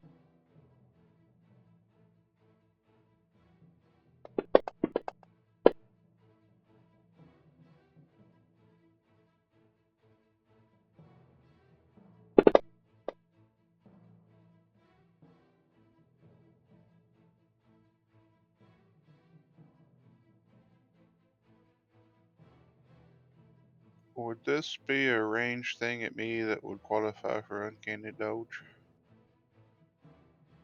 It's a save, not an attack. Oh, okay. Yeah. But wait. Yeah. No, that's right. That's right. It is a save, not an attack.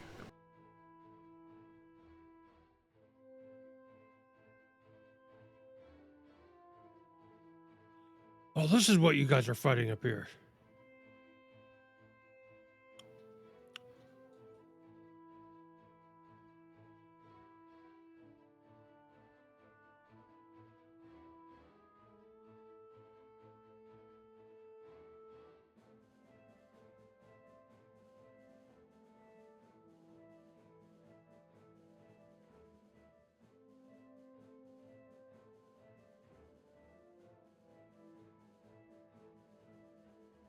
Let's see.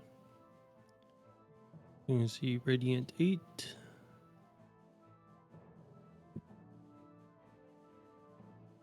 We're attacking the pillars, right? The pylons? Yes.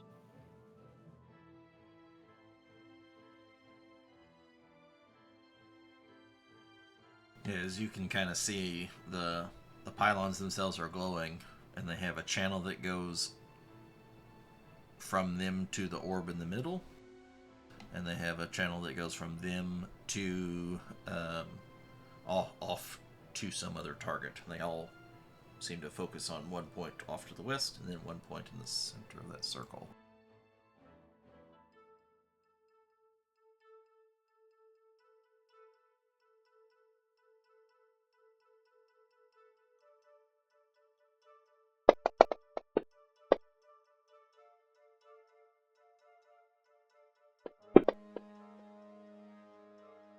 Making my turret go pew. Mm-hmm. That's the pylon I can see. Yeah, notice that it the little energy barrier that surrounds it went to absorbed some of the shot and then went away. It does not move. Like your force ballista normally can move things 5 feet or some amount of distance. These are locked in place. They do not move. Okay. That was that's your bonus action, right? For Yep. order that. And I will. Now my allies are good targets. They're next to me. Give it a gold ole. Eldritch Blast. Okay. Yeah.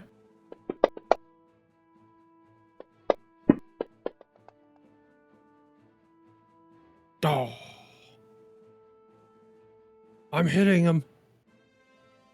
Yeah, you notice that it isn't so much that you're missing with the aim, so much as it hits and Precipitates. and yeah, some it is hard to penetrate the stone structure with any damaging effects. They have a pretty high AC from that in that regard. All right, Thaddeus is to go. Okay.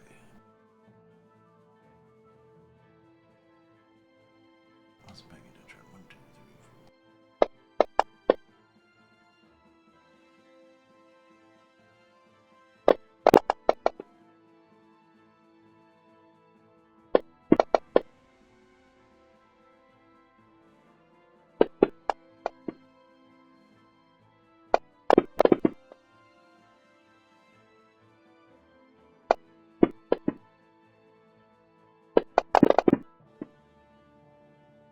With flurry of the blow. Yes. Got it.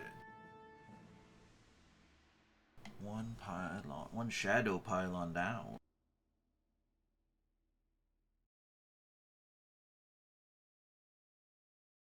And then he's just gonna reposition here.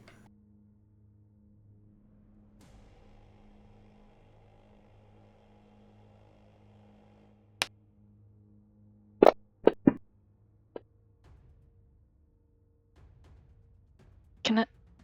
No, I can't because it hasn't been my turn again. Never mind.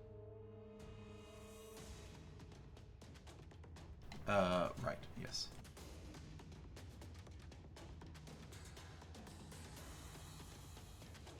That's not chewing grass, it's burning grass.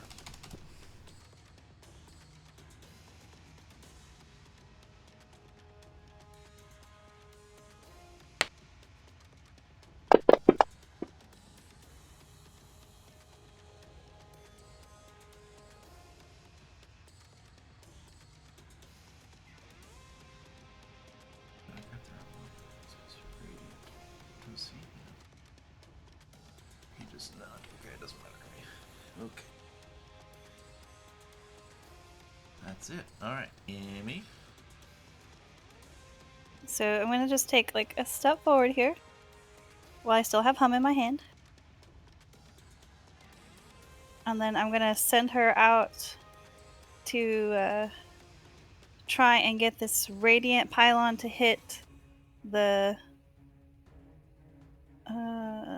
probably just to hit itself when it goes to hit hum with the mirror. Okay. The radiant pylon to bounce off the mirror back to itself. That's the Yeah. Okay.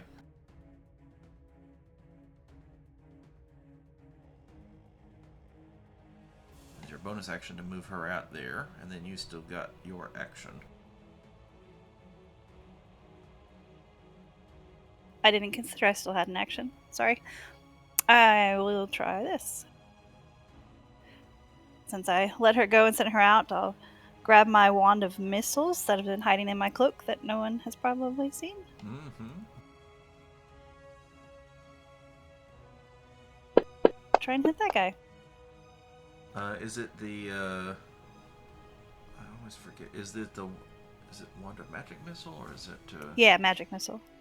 So if I remember right, I don't think you have to actually roll. I think it's like magic missile itself is just auto hits with the D4 force damage per however many charges or something. I don't remember. Oh, okay. So you create 3 glowing darts of magical force. Each dart hits a creature of your choice that you can see within range, and deals 1d4 plus 1 force damage to its target. That's right. Yep. So one charge of the wand does three. So you can choose 3 different targets, or all 3 can go to the same target, or divvy it up however you'd like. But it shoots 3d4 of force damage. Split however you like. Okay, I don't have something written for this, so how do I make sure it's damage? Was it D4 plus 1 or? It might be +1. Yeah, actually. Let's see. Let me. Yeah, 1d4 plus 1 to its target. So would it be +3 if I make it one target? Or it's just 1d4 plus 1 3 different times. So we may have to. Let me grab that. I don't know if we did that.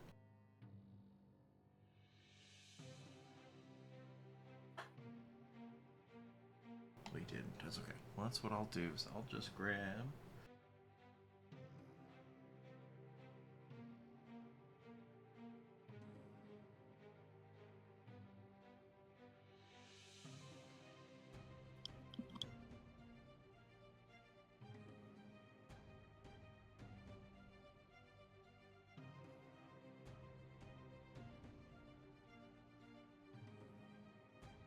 There we go. So at the very bottom of your actions, you have the magic Cool. missile from Wand of Missile. So just put it on there 3 times? Mm-hmm. So you target them, and then with like control click the thing that you're targeting, and then just click the damage button 3 times. Oh, it wasn't target. It wasn't target. It's okay. We can just drag it on there. And that was going all 3 at the pylon. Is that right? Yes. And then I want to beckon for Hum to come back to me. I know she's out of running space, but I'm still gonna call her back. That was Exaxes. To crumble that pylon.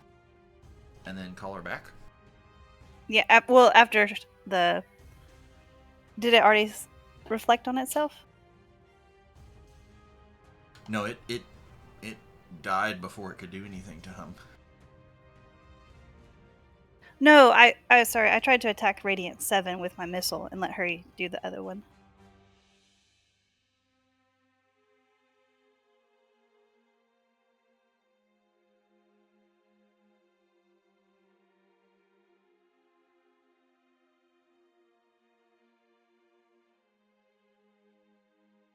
I wanted her to attack one and I attacked the other with my magic missile.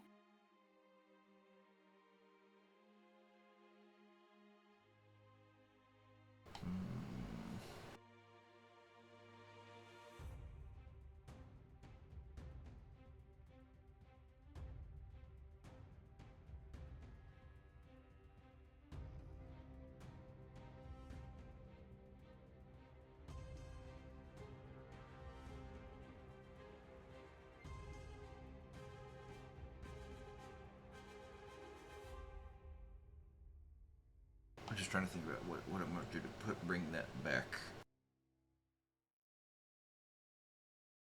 Well, you could just make her reflecting to Radiant 7, maybe. Yes, we could do. Yes, we could do that. That's fine.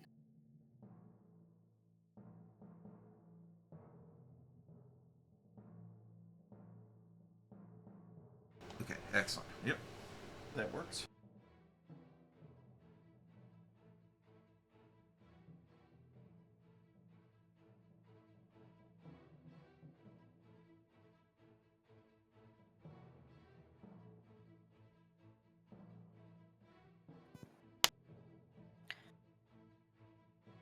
Are these pylons like crumbling to dust, or are they like still semi-erect?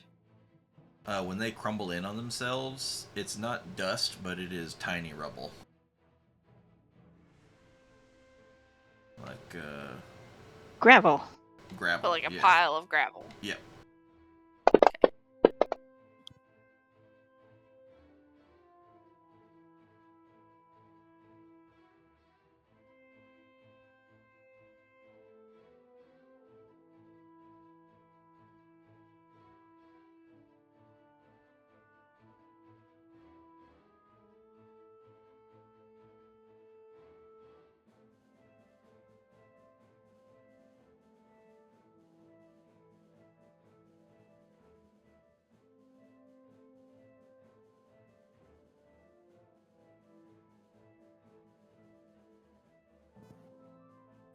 Okay, so at the start of my turn, does it also get charges, or would I need to move it? to heal. I think you have to use the bonus action to move it to like activate it, or however you want to think about that, to burn one of the charges. The same thing that would move it is the same thing that activates it. You can move it to the same spot it's in, but that still activates it to burn a charge. I see. So I couldn't like move it half of its move and then use a charge and then move it the other half? No, it is a one. Yeah, it is a one it move. it moves to a spot and that's it. Yeah, it can't move there and back.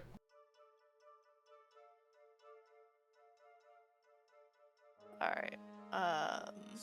Is this your Patronus? Yeah, it's my Patronus. Okay, I'll just move it like here. Mm-hmm. And self-out targeted.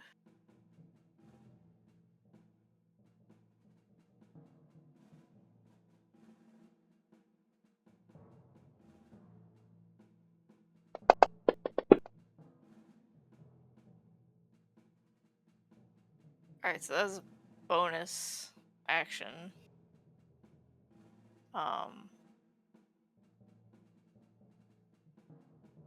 That's right. Yeah, still got your action.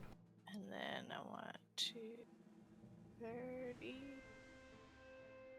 It's 30-ish feet. Yep.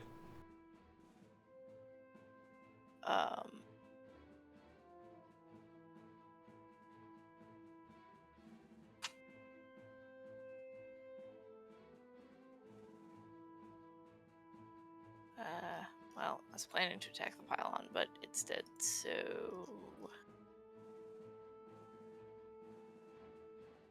I'm gonna cast mirror image. Okay. Yes. Right, yeah, non-concentration spell. Okay, yeah.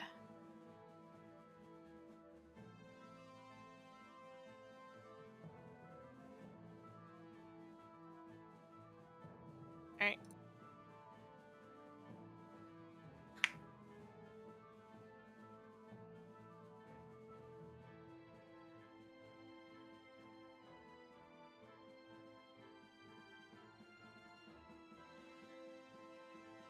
Ilma.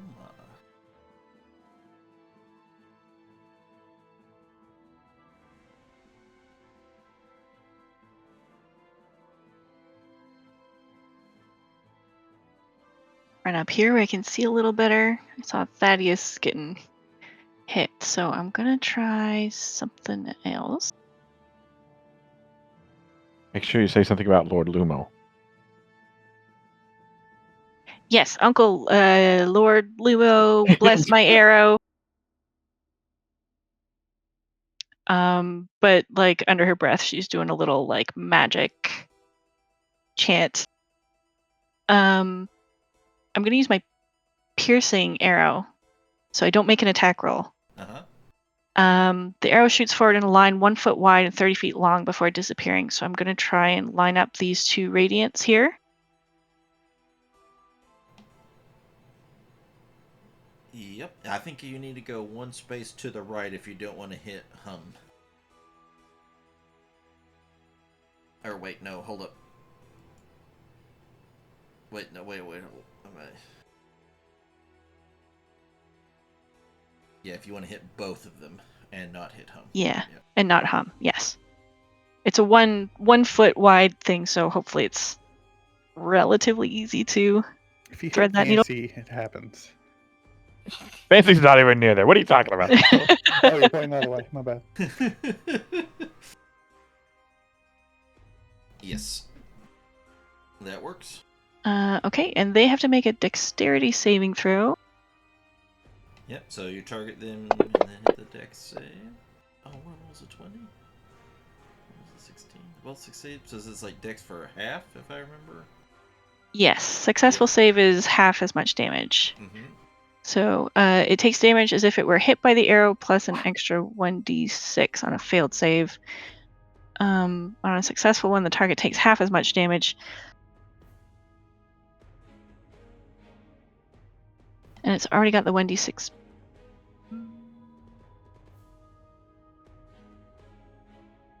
Okay. I'm not sure if this is set up right or not. Did we test this one? I don't. No, let me look. Well, I'll roll this one. What does it say? Oops. I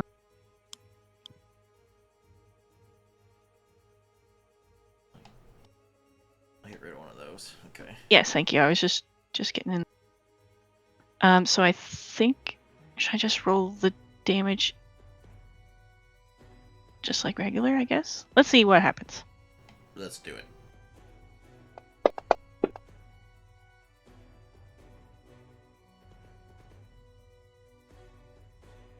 Because it hits the radiant, Oh. it's the piercing.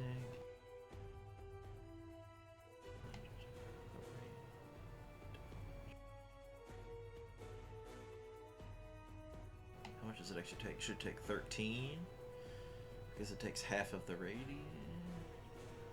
Yes, it shouldn't. Because the radiant from the Half of moonbow. Piercing is, it should take half of that piercing, that extra d6, and then half of the radiant because they're resistant to radiant. So it should be 2 plus 10 plus 3. Yeah, no, it did it. Okay, did it right? Alright, cool. And that kills both of them. Awesome. So that's my first attack. 13 is Xaxes, as it turns out. And then I'm going to turn around and aim at the pylon. Okay. She's going to say, "Heads up, Percy, I don't want to hit your pretty face." Incorrect. He's always going to be Francis to me now, though. I think it's something really mundane like Ronald. Or Robert. Nope. Kyle. This would technically benefit from sneak attack, even though we're sneaking a pylon, because Fancy's Ooh. in melee with it and the Gloomweaver.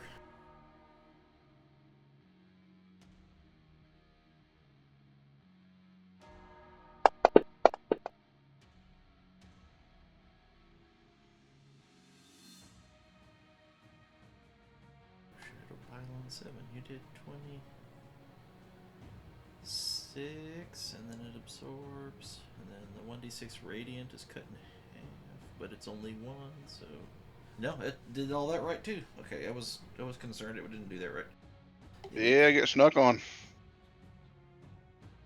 Okay, so that's an extra. Snuck on. That's my attack. And my extra attack, I get my many shot within 10 feet, so I'll aim at the Gloomweaver guy for the next one.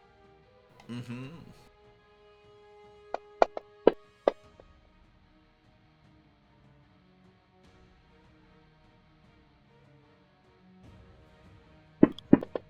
That's within 10 feet of where you hit? Is that The 10 feet of my last attack. Oh, that's cool. And then there should be a bonus attack rapid shot. Yes. You do notice that the channeled energy... Wait, hold up. How much did it do? 11?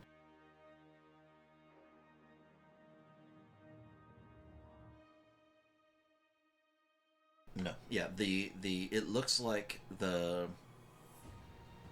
one of the channels of energy that comes from the pylon seems to absorb some of the damage. Or, well, in this case, all of the damage. Yeah, so she kind of... And then she's going to spin around.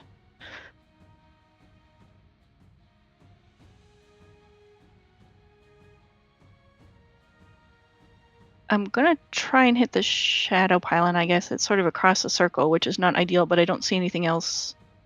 Or maybe I'll do the Radiant 8. Is he inside or outside the circle? He's on the edge of the circle. On the edge. Okay, So we'll take it's a. hard to say from that perspective. We'll roll the dice on it. The light that goes on, like that light around is constantly circling, like the Christmas light chain, and he's standing on that light. Okay. Does my arrow get disintegrated? Is my question. It does not. Hey.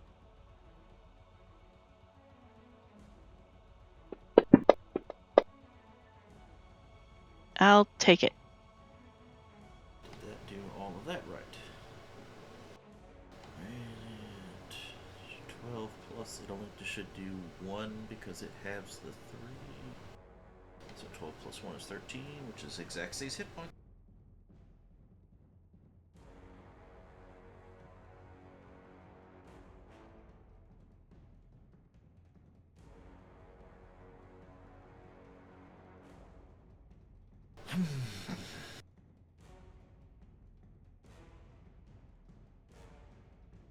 I tried to be nice and offer respite for yourself. Offer a chance to survive this day. Instead, you do annoying things.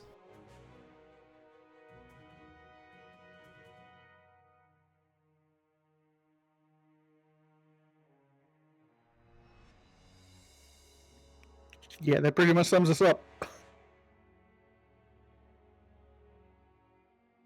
Ilma makes a rude gesture at him and says, "Take it up with Mr. Asshole."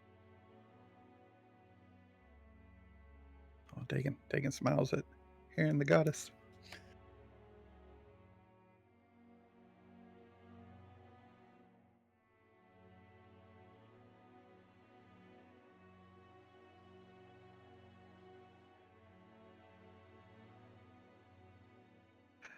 So when, just FYI, if you ever use Fantasy Grounds to do a bad guy, when he gets to the boss and he takes a few minutes, it's because the boss has 8 million spells. And it's bad news for us. Which unfortunate thing are we doing today?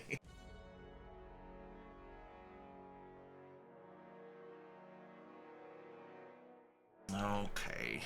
Alright, we'll start because it gets to do these. Say a prayer for you, Fancy. Dodge, parry.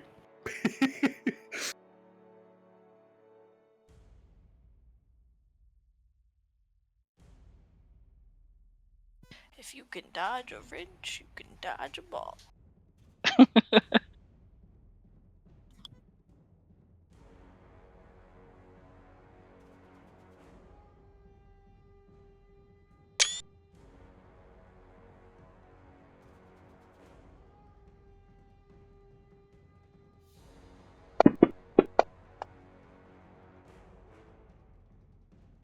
Alright, he's gonna stab you with the spear.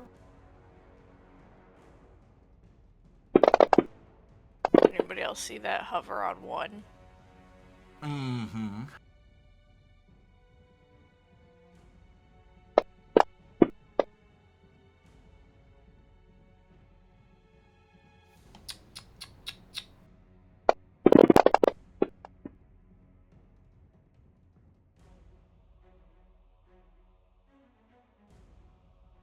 I saved all of you.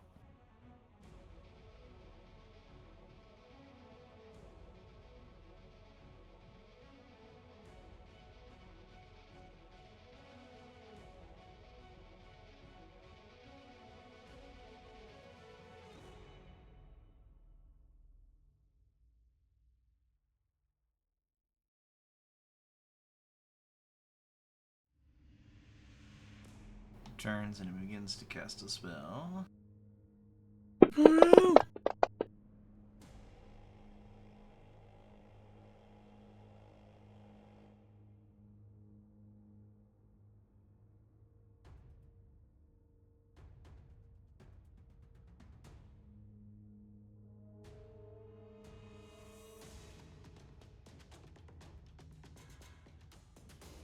He casts Confusion.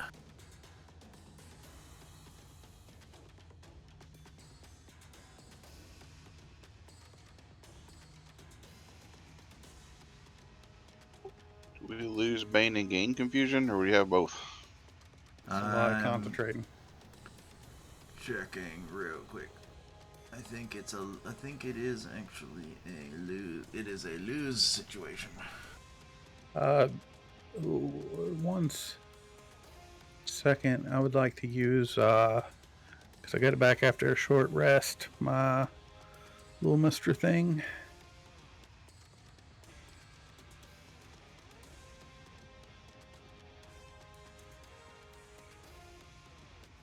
Once I can find it, sorry.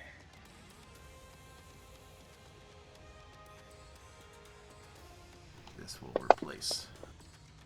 So fuck, it probably won't add much. Add 3 to my goes from a 13 to a 16. And it is DC 16, so you are not confused. That is Nice. exactly as needed. I don't know if I'm not confused, but Well, it's a different kind of confused. Alright, so can't take reaction. So if you're affected, you can take reactions. Must re-roll a d10 at the start of each of its turns to determine its behavior for that turn.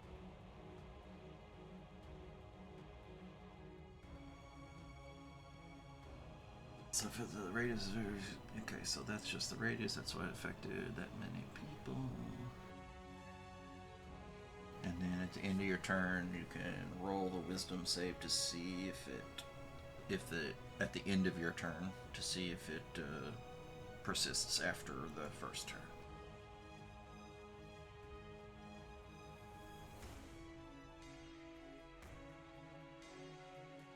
You can see the Gloomweaver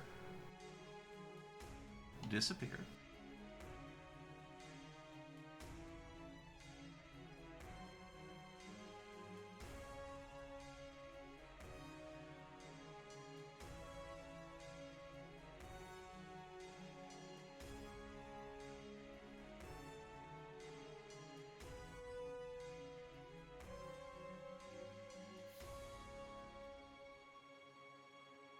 Surely you can figure out who is friend and who is foe.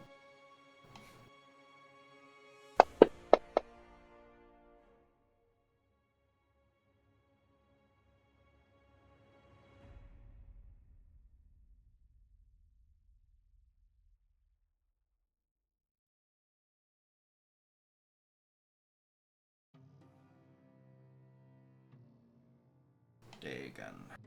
Not confused.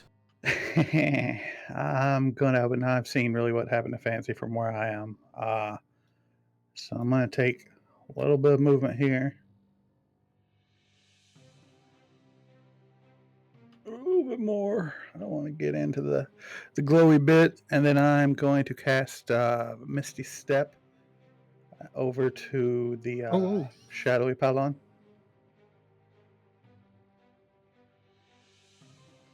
That's my bonus action. And then I'm not Bane, so maybe I can hit something.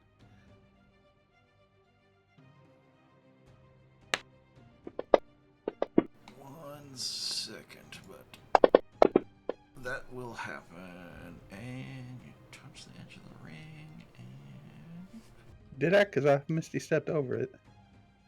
yes, but you can only go 30 feet, which is Okay. right where your character's at. Is just right touching the edge of the ring. Yeah, you needed to move your Misty Step a little to the left or something to not hit the circle. But nothing happens to you. Okay, go ahead. Resolve your attack. Okay, that hit. I started a little bit of movement, so I'm just going to walk up to it, that last thing. And because that hit, I'm going to smite. Okay, smite. I smite thee, I smite thee. Fuck. Not enough to kill it. Yeah, I can't do anything else. The shadow one is not immune to the... It doesn't heal by the radiant damage like the radiant ones are, but it does absorb some of the rate. It doesn't heal it, but it does absorb some of the radiance. These damn Palor loving shadow people doing some magics. Emmy. The things died, so did not have to reflect anything. But I'm gonna send her to reflect maybe on the other radiant one. Yes. Don't go through the middle. I don't know. I was kind of curious if I was going to end up in the shadow file.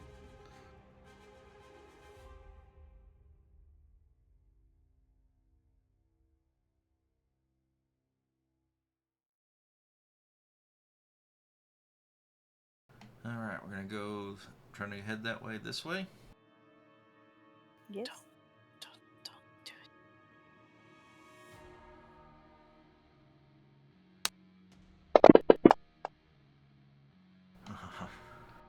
Nothing seems to happen. What's in the portal? This is round 3, right? Round 3? Yeah, okay. Yeah. Alright, excellent. And then I want to move up here and use my Wanda Missile, Magic Missile, to try and hit the Shadow Pylon 33 above Dagon's head. Okay, Take excellent. it out. Yeah. Take it out. I barely know what's going on in that room, except for there's a rave. Yeah. Mm-hmm. You guys okay in there? All right, I'm targeted now. Let's see if it works.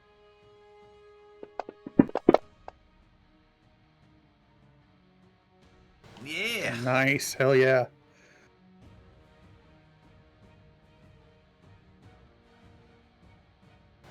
Hidden behind the pylon, now that the pylon is down, is the Gloom Weaver. What? I just had the exact opposite happen to me this time. Peekaboo. I see that guy's over here, and I'm like, I do think I knew he was by Fancy, so can I see Fancy? You can see Fancy.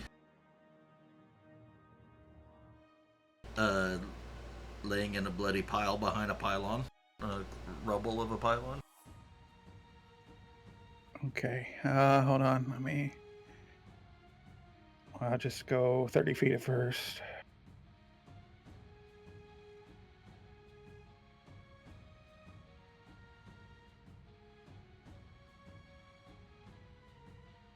And let me look at my thing real quick.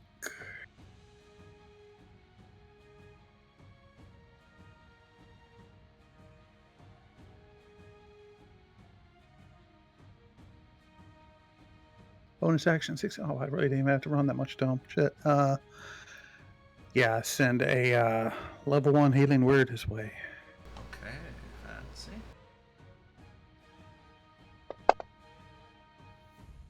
Your song's not done yet. Get back up. Sleeping on the job. Did we win yet? Not yet. Nancy, you're okay. So no, that was movement and bonus action, but I can't make it to anything to do a proper action. Yeah, that's my turn.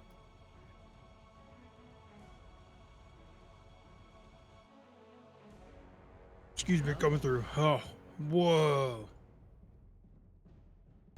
What Are you guys just been getting up into the to? room? Uh-huh.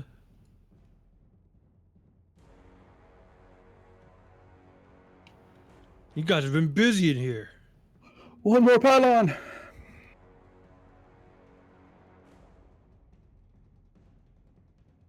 Don't go in the middle of the room. I heard her shot that.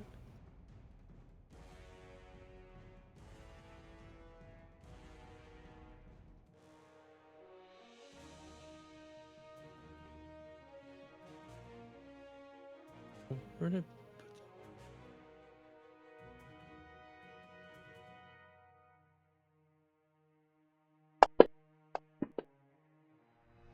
Duh.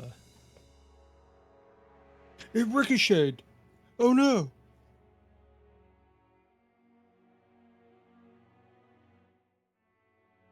Boing. I don't know if I can hit that with my spells without disadvantage. Let's see, hold on. Nope, we're good. Try to yell out to everybody, spread out if you can. Fire my laser.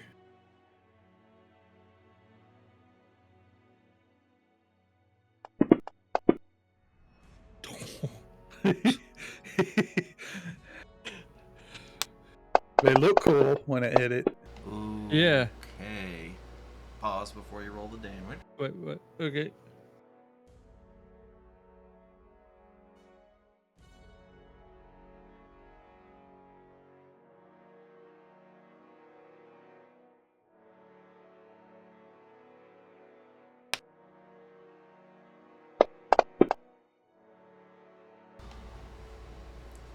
As the force bolt crosses the threshold of the portal area, it absorbs it and spits it back out. Roll your damage on Ilma instead.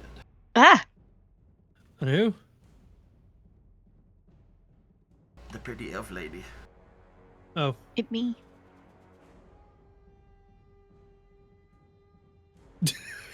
One. Great Oh, roll. Good Ilma's roll. mom's gonna kick your ass. No. See, it came from the pylon, so she didn't know it was mine. I didn't shoot her. Pylon shot her.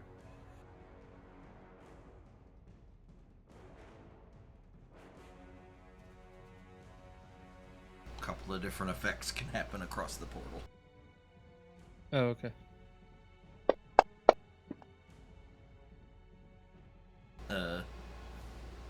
What? Would you? I hit it. No, you didn't hit it. It redirected through the portal back out to her. That's My what... first one reflected. I fired, and you said, "Hold on, wait a minute." I already rolled my attack. Yeah. Yes, the first one hit it. Then the second one that you just rolled, the 23 on, you were supposed to roll the damage onto Ilma because it did not hit it. It went. The first one hit it. The second one went absorbed into the portal and shot back out at Ilma. Oh. Very confusing the way that events happened there. So you can either remove the one Ilna or just add 8 damage to yourself. Yes.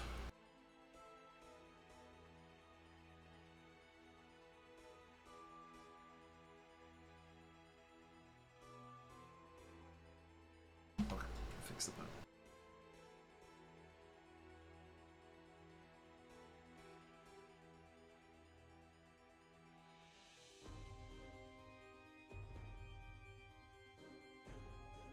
Thaddeus needs to roll.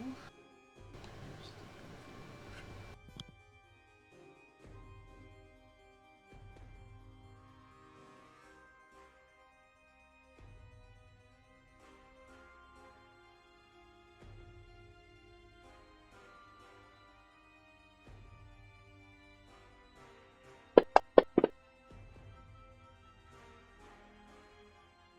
Always confused. Yes. That could have been worse. Alright, let's see. So I had a question on Greater Restoration. Would it remove confusion or no?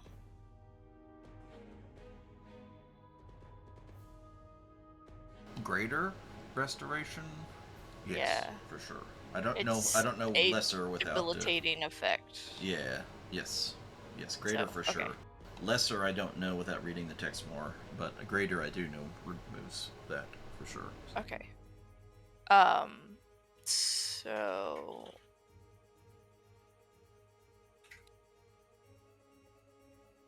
is it?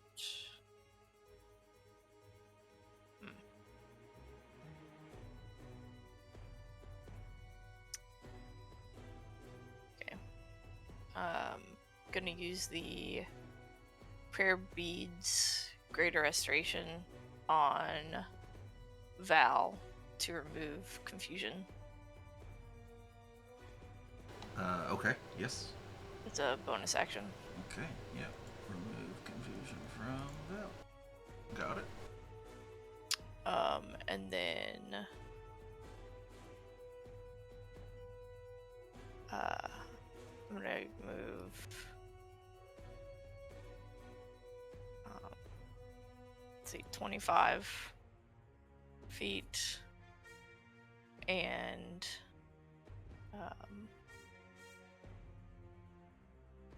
gonna cast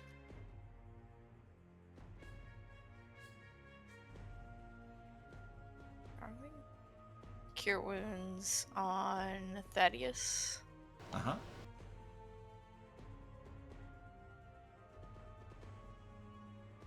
Bead and then Cure Wounds.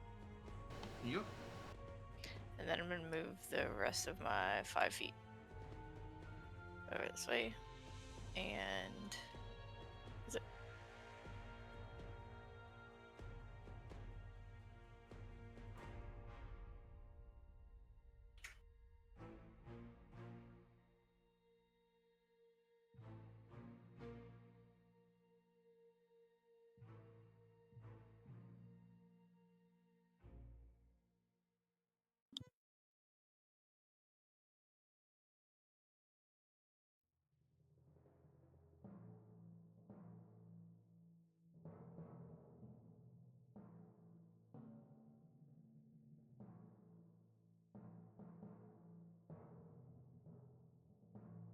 You guys have to kill that last radiant pylon. I'm working on it. I'm headed over there. You're okay with attacking a pylon, I guess. I'm okay with attacking stone. Yeah, it's not a living thing.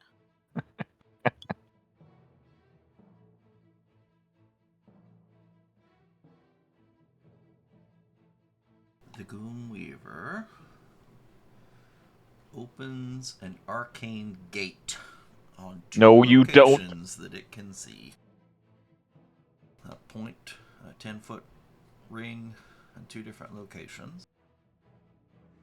Everything in the target location, or anything later that can move through and out. Let's see, what is this? The confusion. It's not concentrate. Okay, I didn't think so. And so it lasts for 10 minutes, and everything in the ring gets moved to the other spot, and it is effectively a mini portal in and of itself. The arcane gate is a transportation network between the 2 points. Does that include an intangible spirit?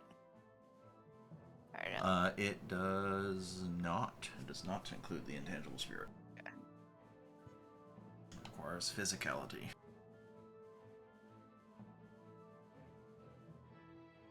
I need the 3 people. So that's Val and Emmy and Thaddeus to roll a D100.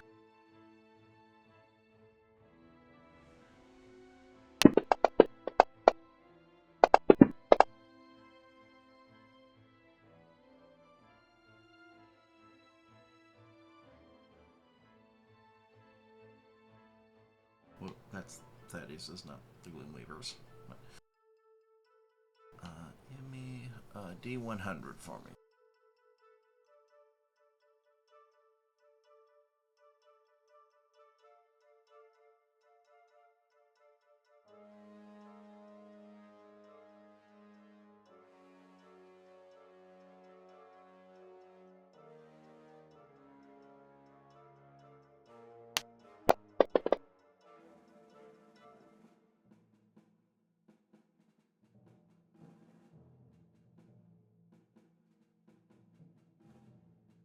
Uh-oh, she's got the Z's.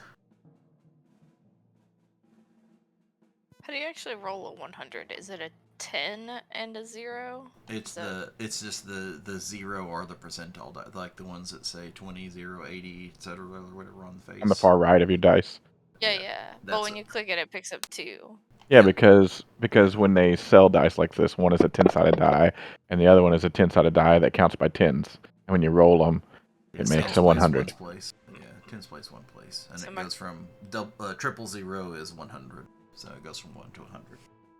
Okay, so it's if you roll a 0 and a 10, that would be 100. Yes. Okay, that was my question, not... No, yes, the double 0 and a 10. Oh, the 000. And the 000 and a 0?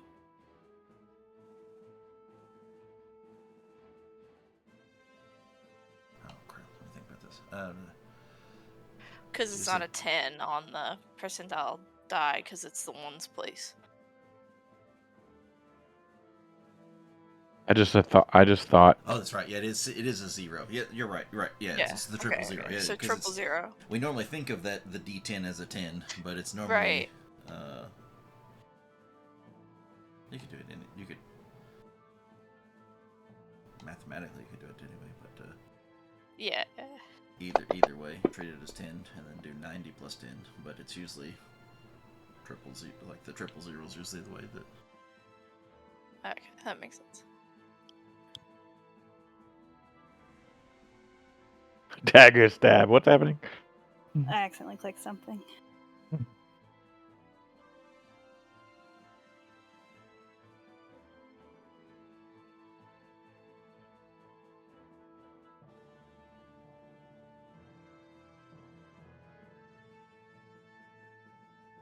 I lost it. Where'd it go? Into the shadow realm. That's where you'll go.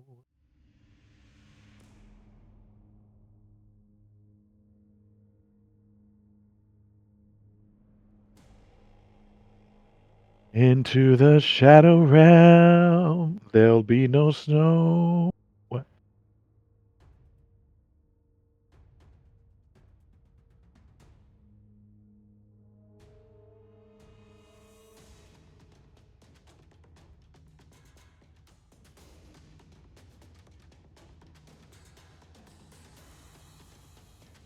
What's happening to him, Drad? You got us in suspense here. Yes, the effects are gone, and I don't know where they went. Oh no. They were. Crap. Oh.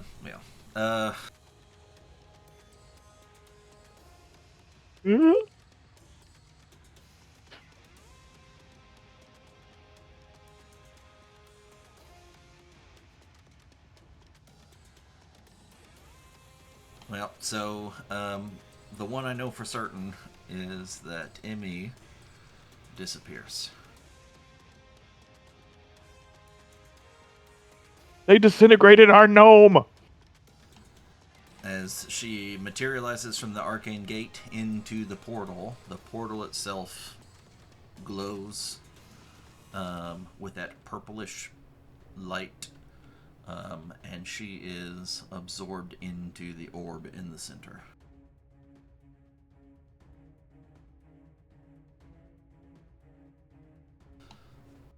From your perspective, Emmy, you see nothing but purple haze.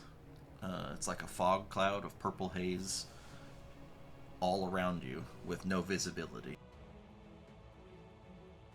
Can I scream as it overtakes me? As you scream, you know that that's how you scream, but the voice, the sound, doesn't go anywhere. There is no sound. It's numbing in how little, in fact, that there is no sound. Something you're used to, that you take for granted, all the little things, the hums, the light movements, and the sounds that they make. Stillness.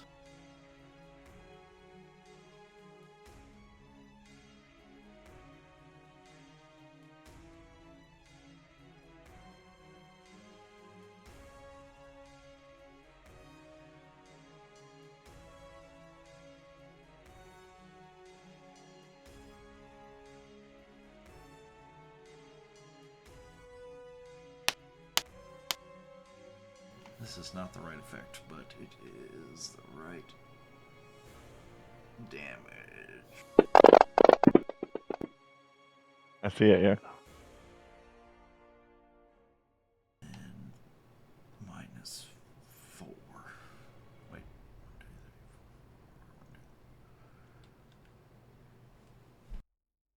Minus 4 plus 1. 2d8. Okay. Fix the number. Didn't find the damage effect, but I made it work. Okay. That. Val? Nothing happens.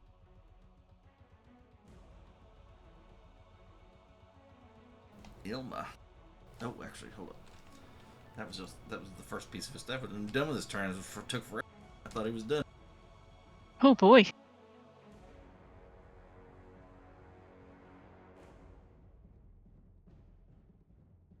At what level do we get the ability to attack 6 times and teleport and cast spells all in the same time in the round?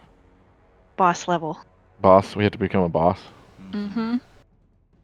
I already am a boss.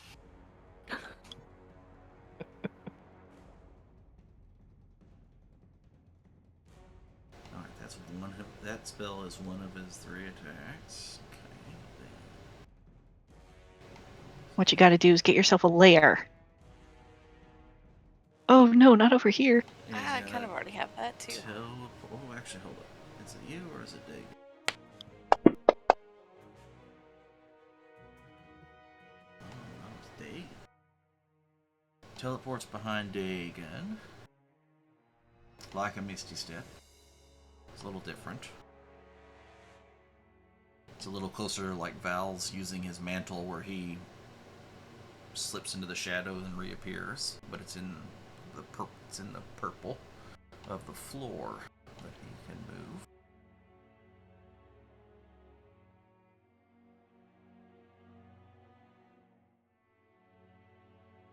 And then he gets 2 attacks.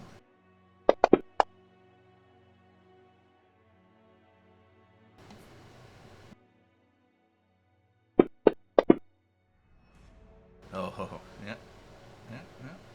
I go pee and he has to poke at me? That's rude. Now it's Ilma. Okay. Pokey pokey.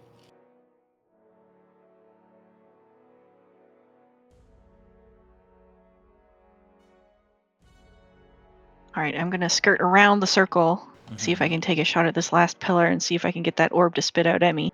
Or 4. Or 4, we'll see. You can take 4 shots. You can hit 4 shots.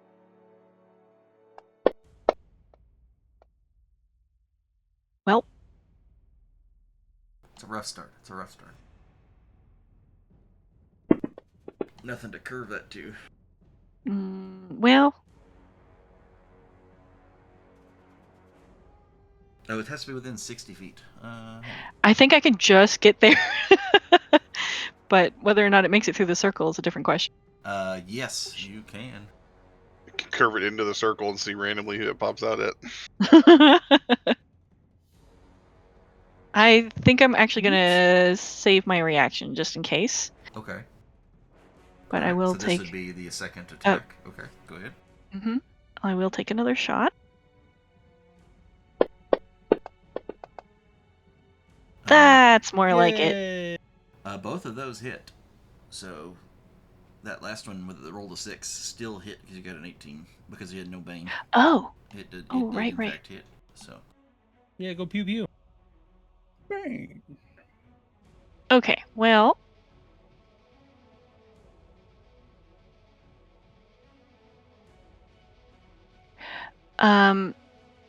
Because it's all alone, I'm going to pump a bursting arrow into this one, see if I can get a little more damage out of the first one. okay.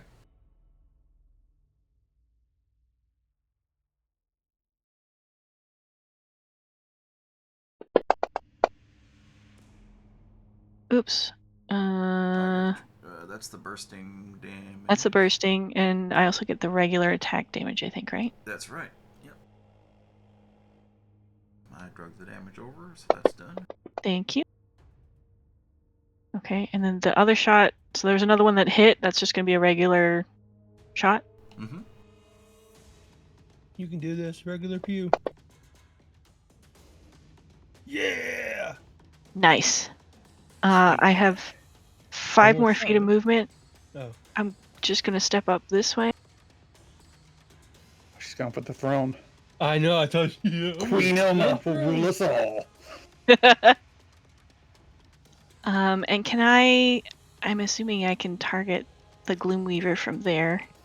That was 3 attacks, right? That was 3. So I still have a bonus attack for rapid shot. I'm just thinking about the many shot. Is there a range within? Did that one have to be did the last one have to be rapid shot because you had no many shot target, or I'm just trying to remember the abilities. I'm not as familiar with them. Many shot, when you make a range attack, you can make another range attack against the same target or another target within 10 feet of that target. Oh, it's the So same target. Yeah, it's something also within 10 it can feet. also be the same target. So that was my attack was regular attack, extra attack, many shot, and then I get a bonus attack on rapid shot. You got it. That's right. Okay. I have a sticky note. That's it. And Dagon is within 5 feet of him If you hit. if I hit.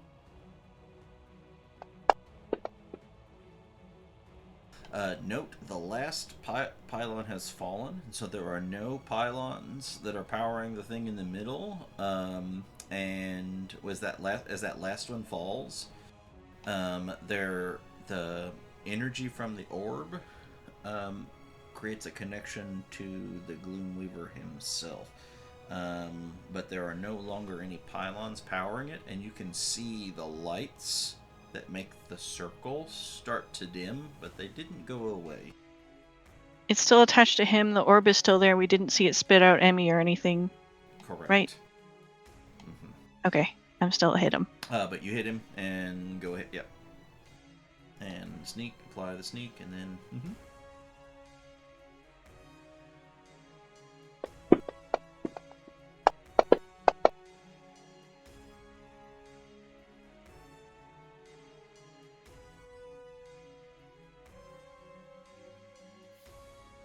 You know what? Maybe I do an action surge. Maybe you do. Are you part fighter? Wizard, warlock, fighter, necromancer.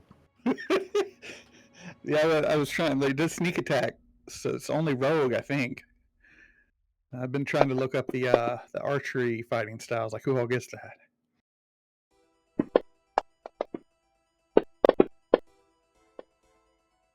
So I think with my action surge, I get extra attack and many shot again. You're right. So I have 2 more attacks. Yep. So you don't get the rapid shot because that's a bonus action, but you That's get the bonus 2 action, from your regular attacks plus the mini shot because it triggers off of the attack action. So,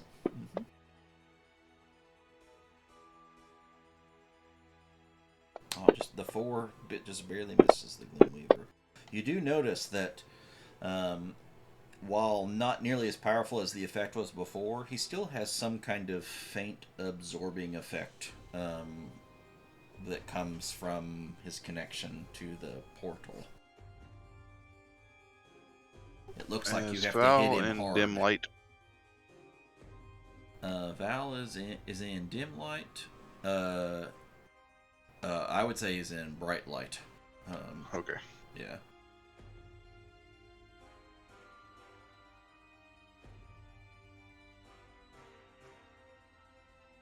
Yeah. The glow from the lights around the middle isn't as bright as it was, but it is still like a torch bright. Inside the circle, at least.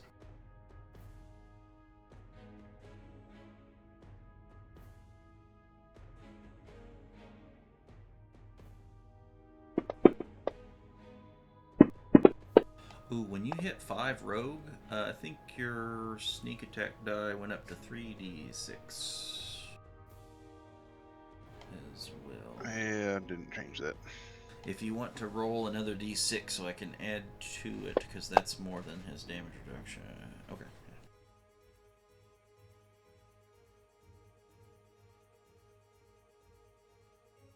I'll have to edit that after this. Waste time. Will add real quicker here.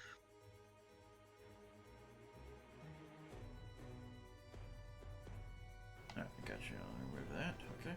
Go ahead. That was attack 1.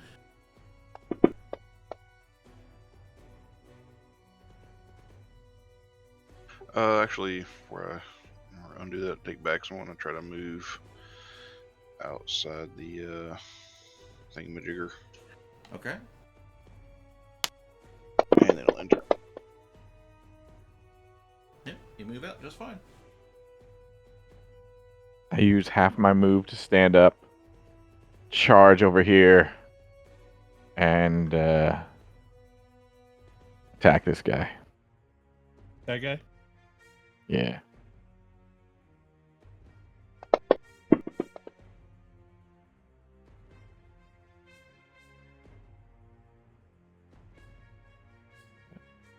Wait, you're not still prone. You should undo that. I don't know how to undo it. Maybe I do. Effects. Can you remove? No, I can't. Okay, No, I I can't. gotcha. It's a DM only. Yeah, stand up, walk over, attack. Okay. So far, so good. Dropped. No, Would have been a yeah, 20 to hit. it's fine. Yeah, it's fine. You hit either way. Yep.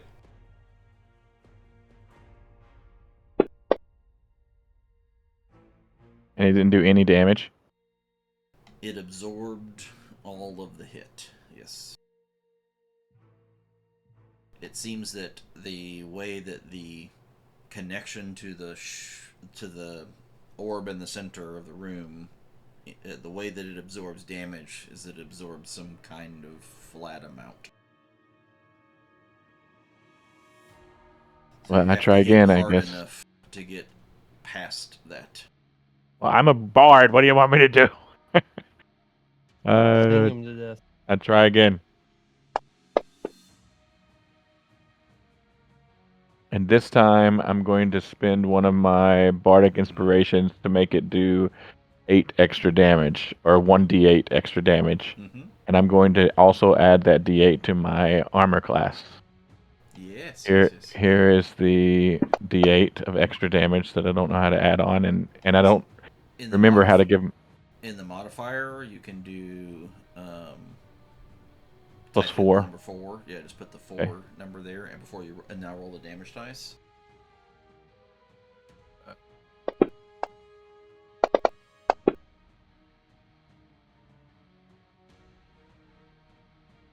And to add the AC, go to effects on the far right under the tools, like where combat tracker button is, party sheet. There's the effects button, and then one of the first ones is AC, and you can just change it to the right number. You can grab AC 1 if you wanted to yourself, and then just change the number to 8. If that makes any sense. Yes. 1 second.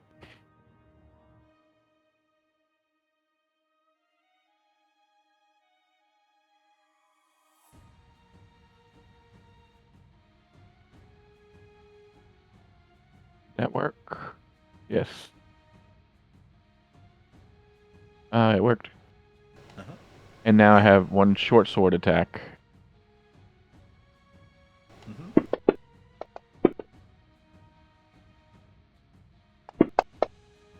Also, no damage. Okay. Think. Yeah, the second one did penetrate through a little bit.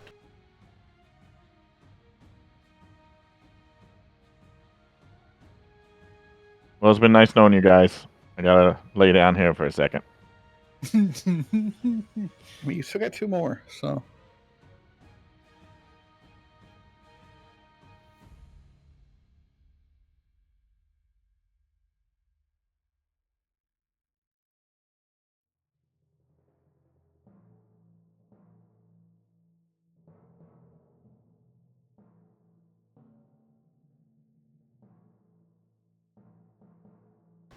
check something here.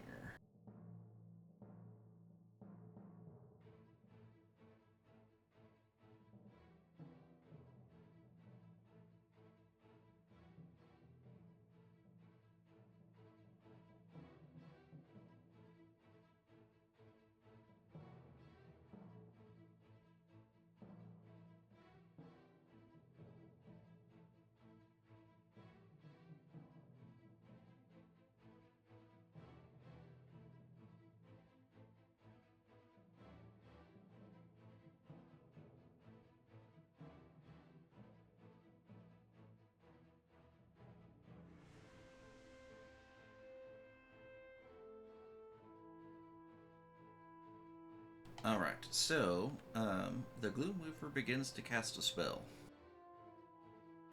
It looks as though he is directing that spell at the portal. A moment later, you can see another Inquisitor with Emmy in arm, bladed armor at her throat, carry her over to where one of the old pylons were. So you see Emmy being carried.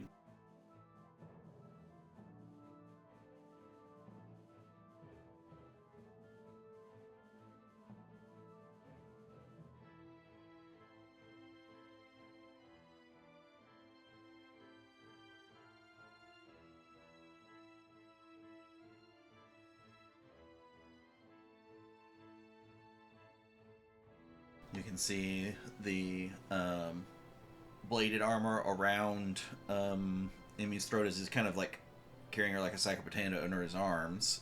And then you can see that he has a gag around her mouth and kind of stuffed in. And you hear only like the slightest muffled screams from behind that gag. One second.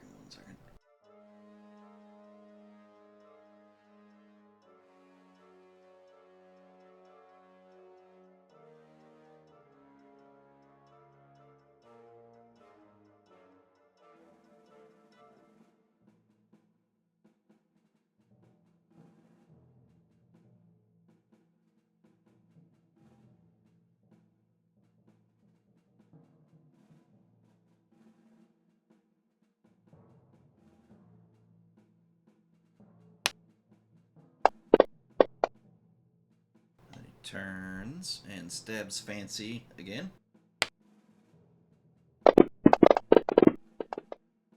Wait. I'm gonna make him reroll. Oh, never mind. You want to oh, go ahead. You're gonna make him. I was gonna just try to make him re-roll that since I have this nice extra 4 armor class. Maybe he'll miss me. I wanted to use my forget what it's called. Silvery barbs. Yeah, that's the one. Okay. Yeah.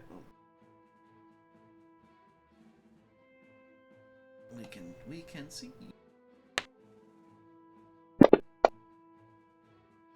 No. Okay.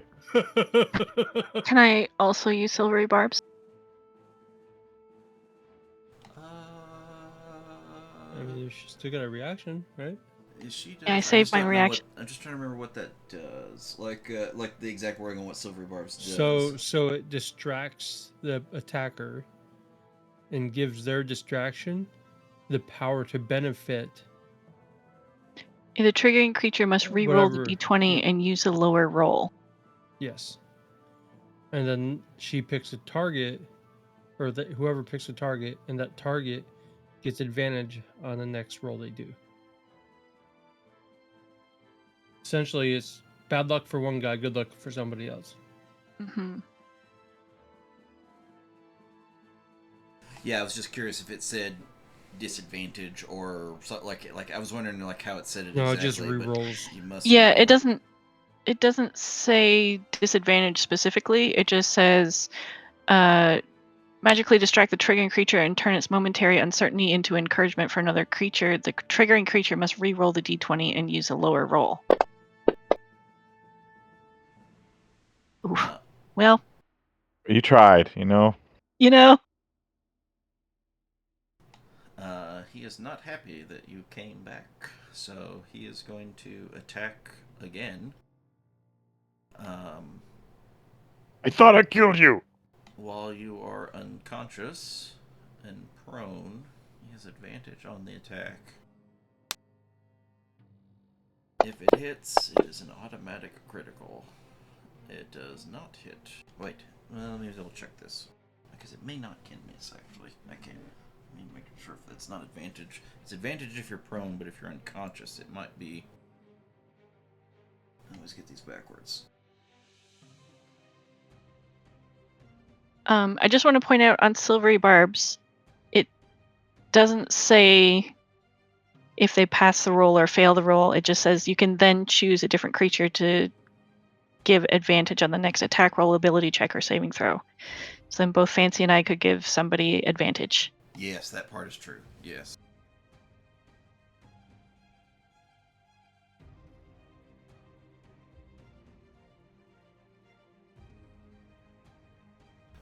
Nope, it does have the attack still has to hit, so That's how I dodge so well at dodging. He wasn't expecting me to ragdoll so much.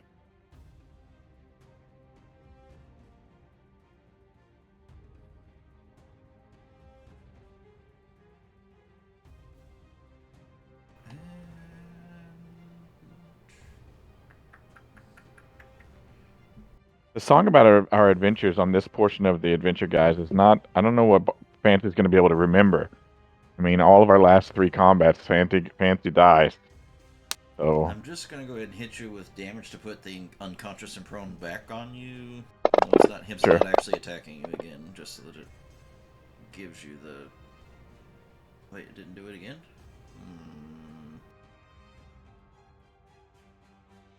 you can't kill me. Oh, it's probably because you were art. Here, I'll do it this way. I want to hit. Don't hit me. I'm gonna hit you.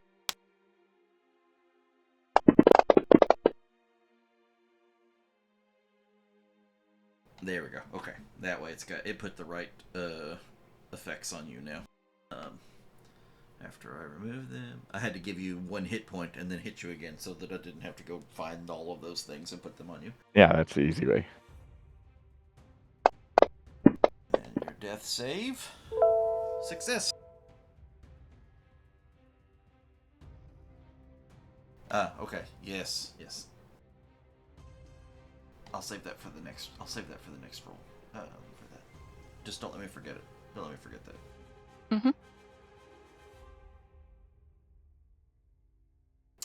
You have a death save success. It wasn't a critical success, so you're still unconscious and dying.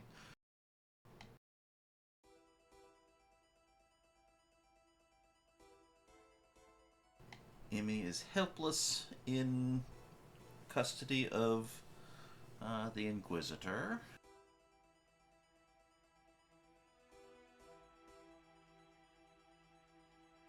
Oh man.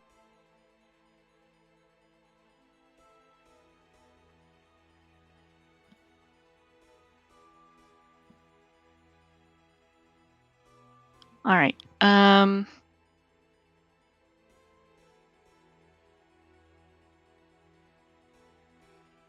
I'm going to. Oh man. I'm going to. I don't want to hit Emmy.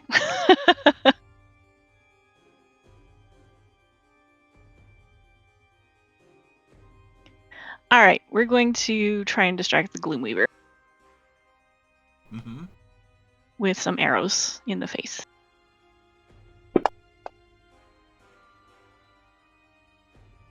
Those can be rather distracting. And I get a sneak attack on that one because Dagon's there. Oh yeah. Francis does not help you. No, unfortunately, Francis is a little face down right now.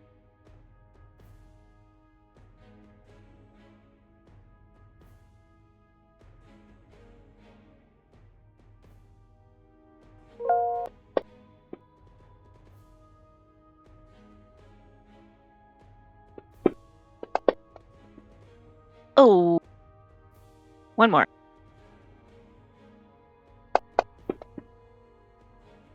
Oh, bummer. Okay, well, I got one shot in.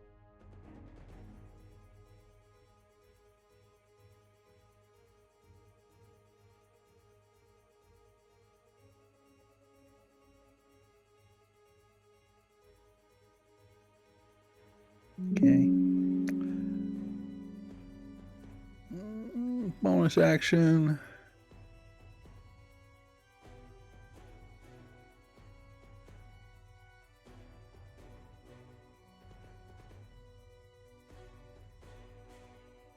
Yeah, bonus action, a healing word at 3rd level. I don't have any other levels to do.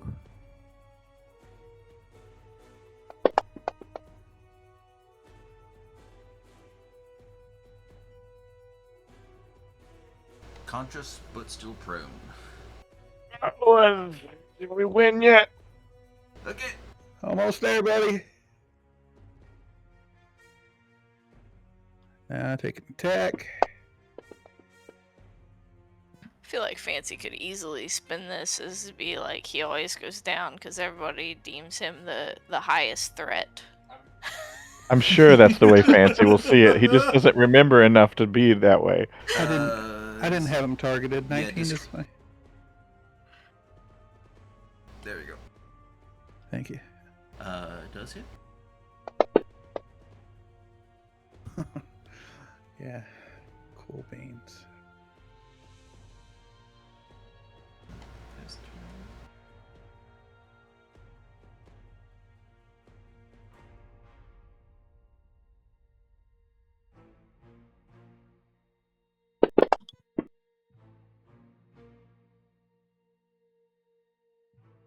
He didn't roll to try to get out of that at the end of his last turn. Oh, good call. Thank you. Haha. That is a good call.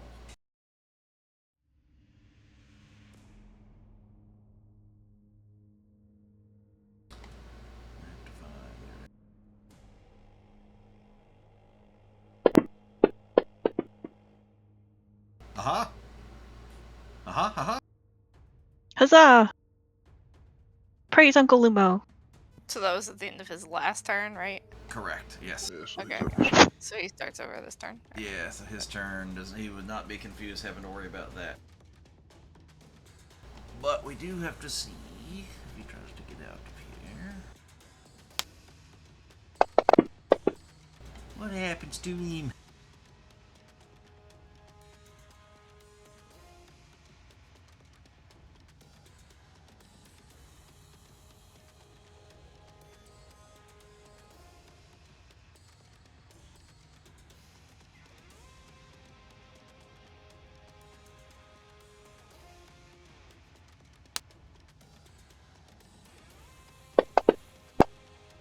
Runs up and punches the Inquisitor, and as his hand hits the right where it hit the side of his head, it goes through it just like vapor.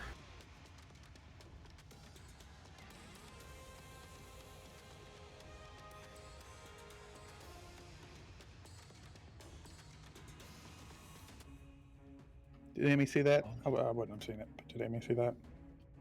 Or is Amy vapor too?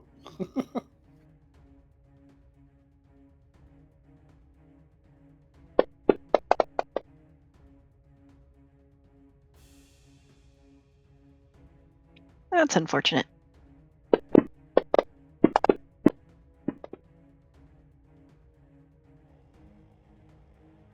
He goes like Blinken from Men in Tights. He's going like hacking at the pole while he's blind. He's trying to like shadow box the shadow. It's what Lumo would do.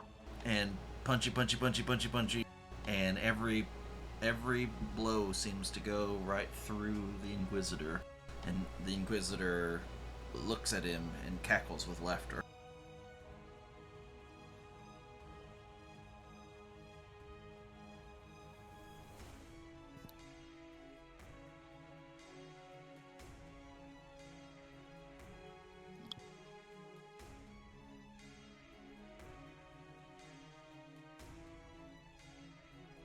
drags Emmy over next to the throne, using as kind of like some cover, pulls her up to his chest, where he was under his arm before, now pulled up across that emblazoned sun emblem on his chest, and then with his other hand grabs his one of the spike chains off of his shoulder and starts to wrap her up with it. And you can see the spike chain as he's wrapping it tight. The spikes are poking into her, and small droplets of blood are coming out from the wounds.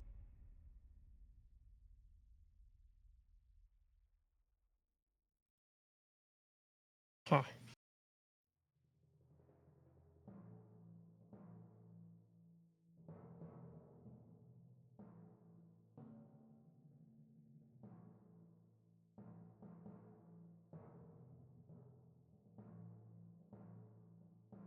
I have my turret move. Then I move. Is this still round 4? Okay, round 4.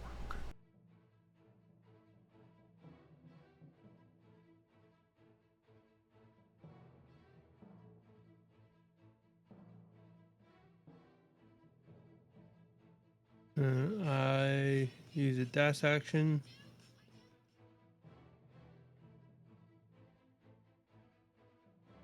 And then have my turret fire upon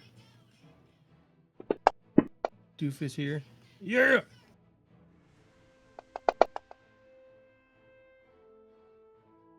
Then Some of you it bleeds through. Then he'd be forced to move 5 feet. That does work on him.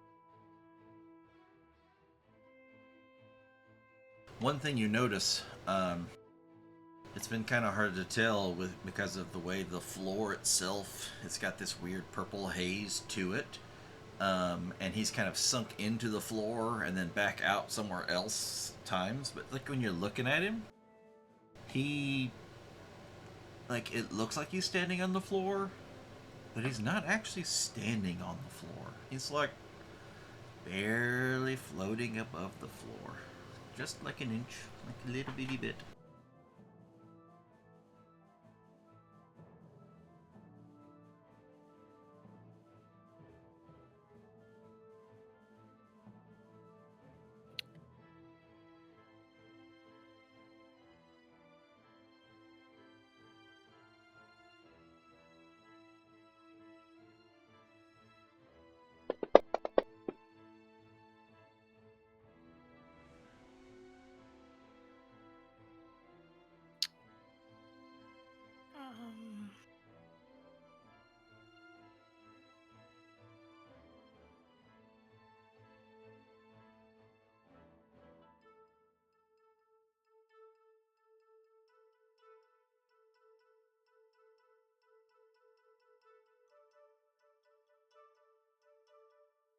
Alright, it says bonus action, and then Bonus move, you still got your action left.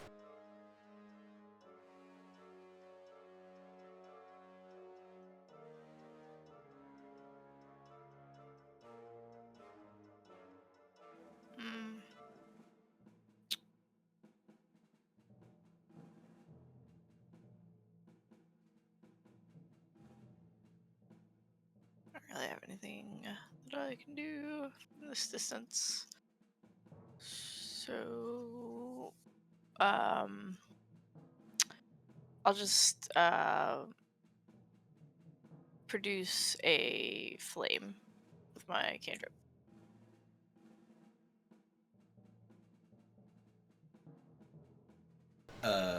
What are we flame? What are we producing flame upon? It just appears in my hand, Oh, okay. but it doesn't harm me or my equipment. So okay. Ooh.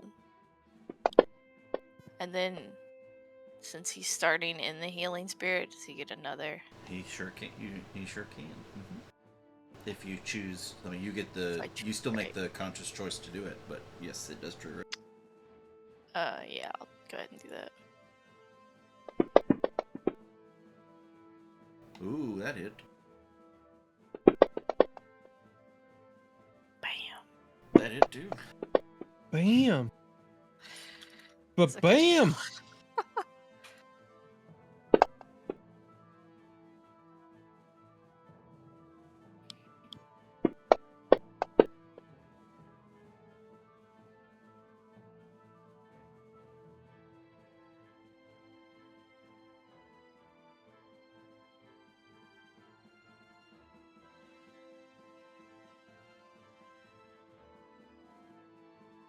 At the end of the last round, you see a copy of Emmy come out of the portal.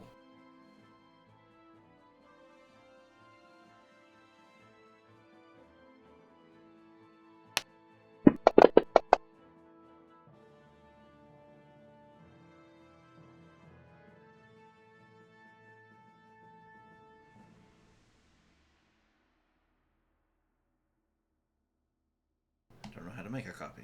I don't have a good way to make a copy. So Do I- Control C, Control V. Not of a people. Like, nothing that works for people.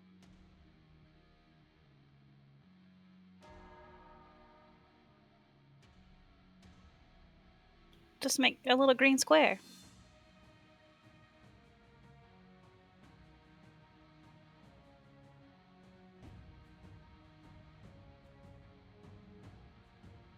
Can't make a green one, but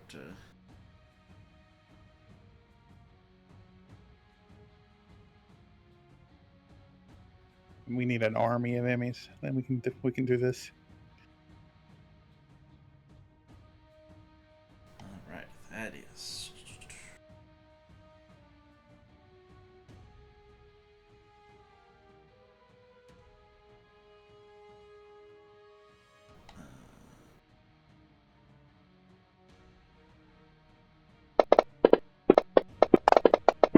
Flurry. Ooh. Miss. Hit. Every one of them just passes right through the vapors that is the Inquisitor, who again turns to him and laughs.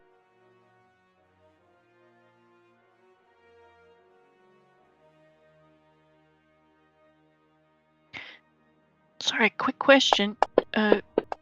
Concentration is a save or a check? It's a check. Upon taking damage, it rolls a Constitution save. So it's well, I guess it's both. But the save that the person makes is a save. It is an actual Constitution save. Okay. I just wanted to roll a couple of Constitution saves, see if my Detect Magic is still up. Oh, that's Detect Magic's concentration, isn't it? For 10 minutes, I think. Okay, yeah, Constitution saves. If the total effect is 10 or higher, you will have saved it. Because I don't think anything hits you more than 20. I got a 10 and a 1. Okay, so it should still be up, I think. Mm-hmm. Can I tell the difference between the Emmys?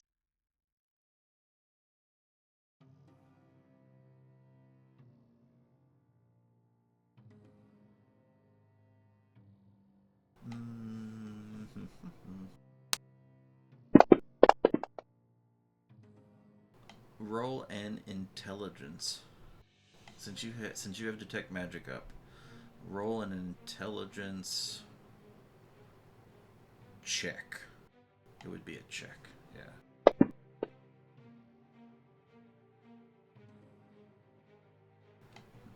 They're both emanating magic, and they're both holding some kind of residuals from the portal's magic, so the schools are all kind of muddled. Not yet. It's something that you could definitely, you think you could leverage this with good concentration to, maybe discern a difference, but at the moment, you cannot. All the magic is very bright. That's also true.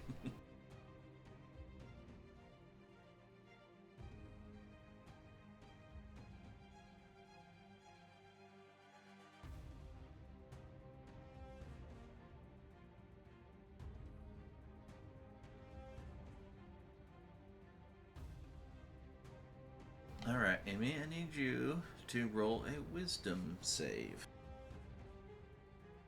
I'm pretty wise. Indeed. Uh, you have your turn to do with as you wish. And which one am I?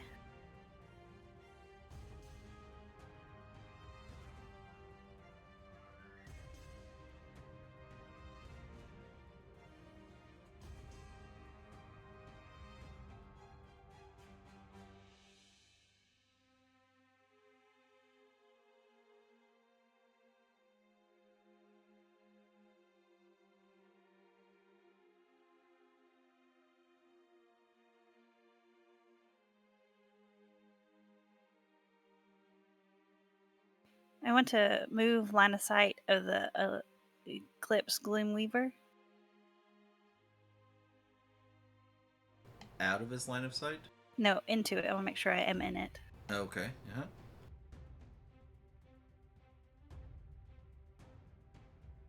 You have control of my character currently. Yeah, you can. Well, you technically are in Okay. line of sight. Even Right, I'm gonna magic even missile given him. circumstances. Okay. Yep. So I don't have to roll, I just give him damage, right? That's right.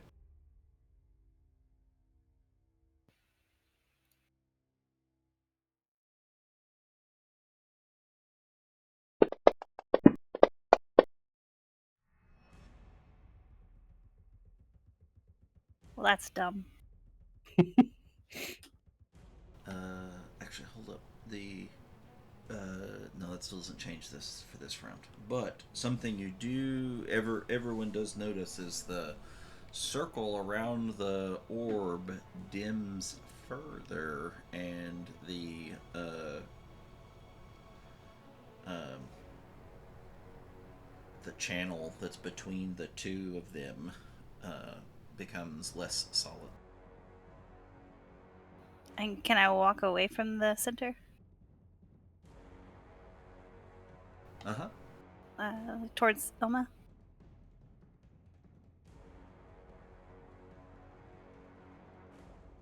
And I'll ask Hum to fly around towards me.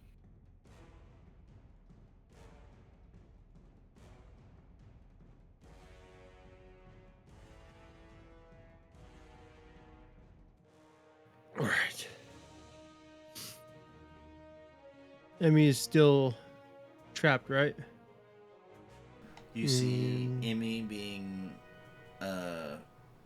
grappled and threatened by the Inquisitor, and you see Emmy standing next to Ilma.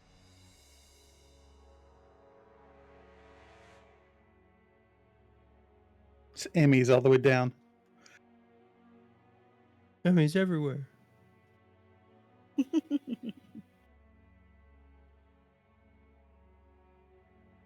Okay. Think I have a solution.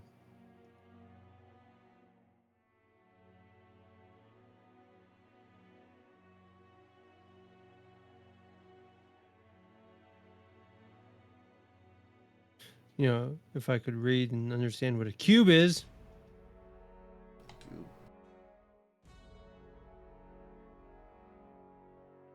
Oh, damn it. It's a three-dimensional square. No, I closed my map instead of getting rid of the thing.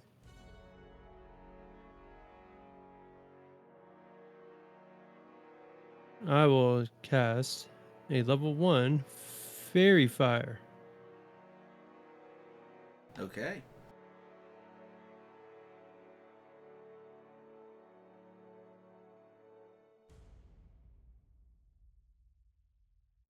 That's Target fair. Emmy and Ilma.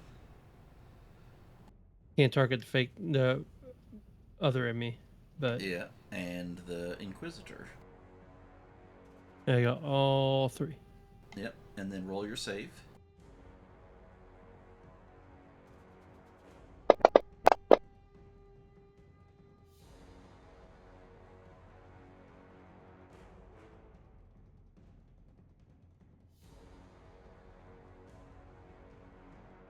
And looks like the only one that success was Ilma. And on a fail, creatures would be highlighted in Fairy Fire. Apply fairy fire to Emmy.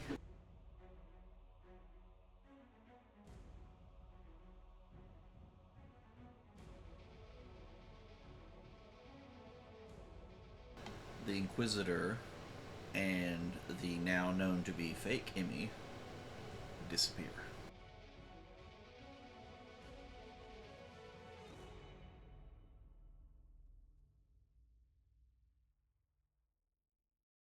And I immediately drop concentration. Yep, you can do that. Good move, though. Alden's smart. He's smart, buddy. Do I have to remove from her, or I got does it. she have to? I did it. Good. Yep. And That was your action. And you get to still use your bonus.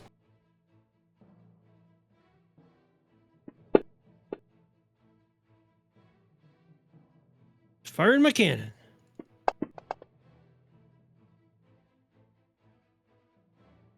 You notice that it still absorbs some of the effect of the attack, but not as much as it did before. Now he should be pushed another 5 feet. And no, you guys don't get opportunity attacks because it's force movement. Yeah.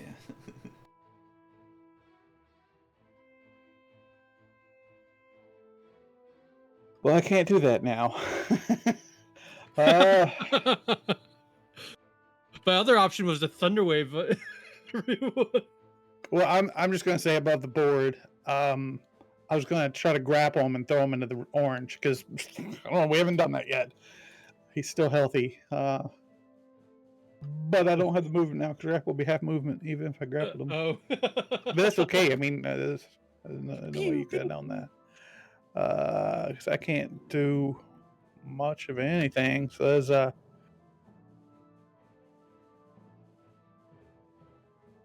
okay. Cantrip. I'm gonna attempt a booming blade. Uh-huh.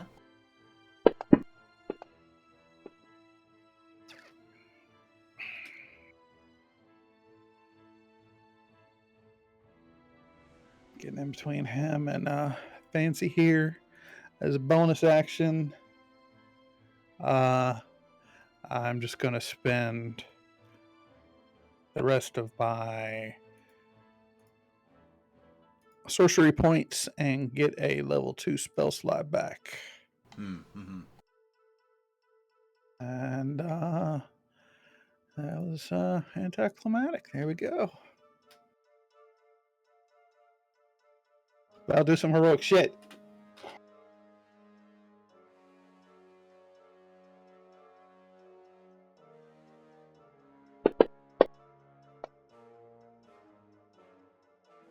Yeah, we're making some progress.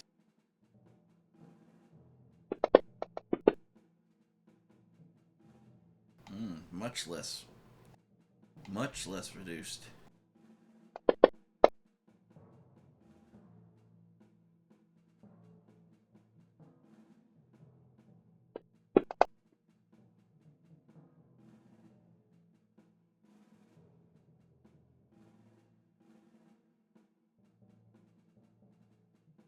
Fancy is prone, but I'll stand him up. Dread, did something happen to my healing spirit? Or I think all the pointers got removed.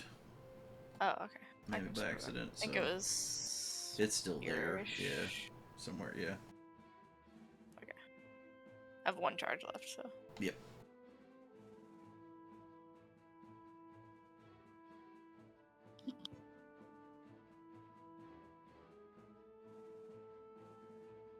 I don't need no heals. you see how I like try to get in between you to protect you, and you're just like, I'm going back. Yeah. This is starting to. I can still heal Alright. you. If he wants to come and hit him, he's gonna still come and hit Here he goes. I guess. We need to get you a good crossbow. No need for that. All these. I'm gonna also I'm gonna use Bardic Inspiration to do armor class bonus thingy.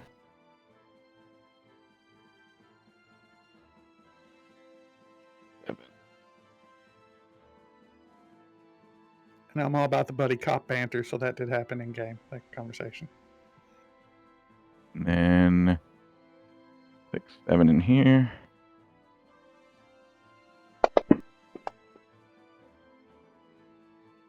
And then the normal attack. The Gloomweaver is now heavy. And then short sword. Wasn't he just healthy a second ago? He Fuck. was. Been getting snuck on. He got snook. Just kind of relieved to see the real Emmy. I flash her a smile and then just step up a little higher. Shoot some arrows. Real Slim Emmy, please stand up. All right, I want to use a what's it called? Grasping arrow on this one, Okay, yeah. and also get sneak attack because there's friends nearby. You do indeed.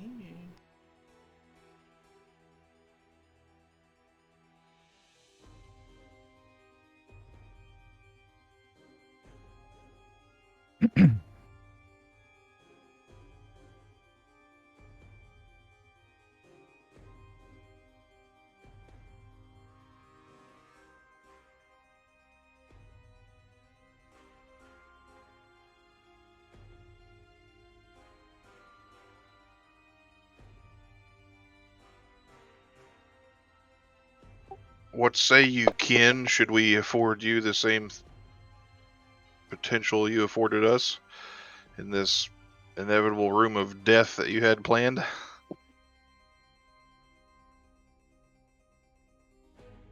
I was gonna laugh at right after what say you can. He just like gargled on his blood and died. He is significantly more wounded now, that's for sure.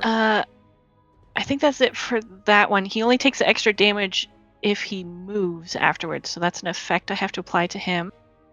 Is that a space on the ground, or is it something? It's on him if he tries to move. Its speed is reduced by 10 feet and it takes 2d6 slashing damage the first time on each turn. It moves 1 foot or more without teleporting. Oh, okay. Alright, so you hit him. He clicked over to...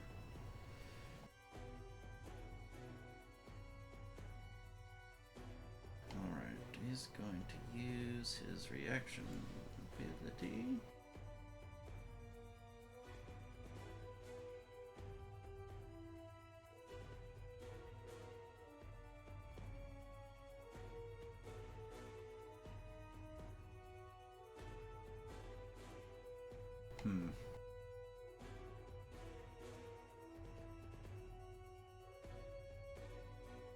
He's got to respond to Val, and he's got to decide if he's going to use this before you do your next attack. Okay.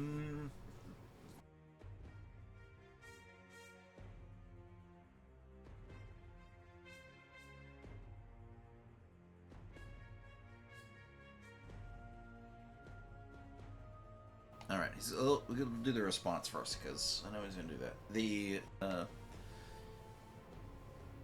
He's going to say, "You know, I'm quite surprised. Maybe I shouldn't be, given how you've handled situations thus far, but given the powers of the father and the mother combined,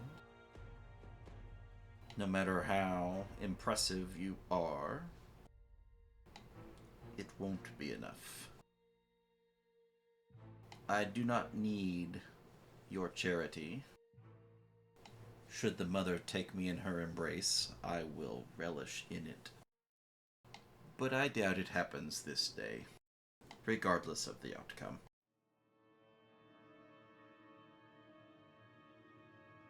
He's not going to use his reaction yet. Go ahead. And she'd say, good you won't take charity because you won't find any here, and take some more shots.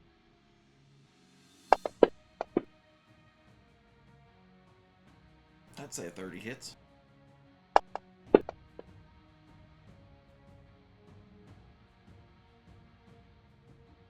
That's 2.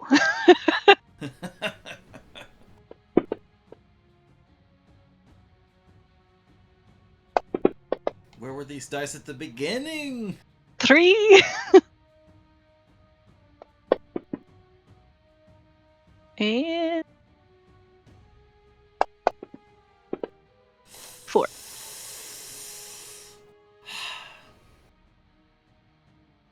You'll never kill me a third time.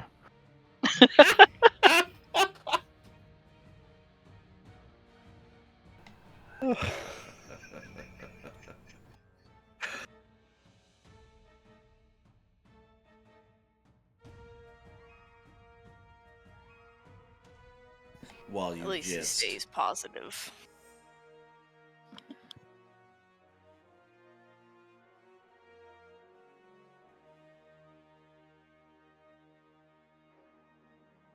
I may have to take you up on your offer before I leave this place, one way or the other.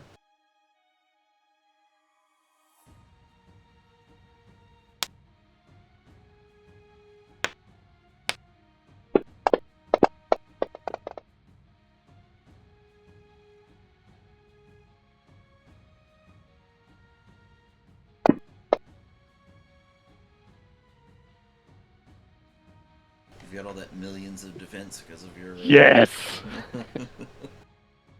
because of your ability. Yep. 2 spell, or 2 attacks. And then he's going to...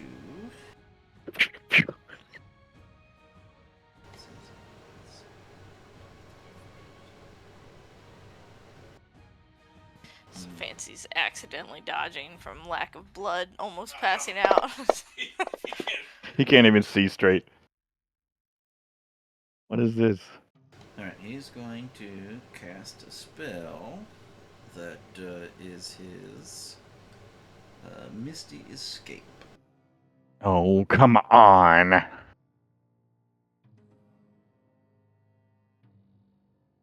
He becomes invisible and then teleports away.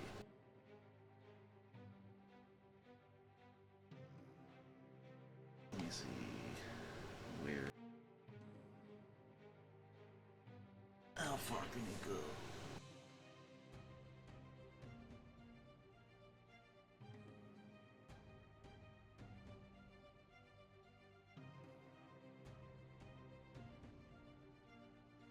Just like the Cheshire Cat, his invisibility kind of envelops him, like one piece at a time, and then all you see is his smiling face.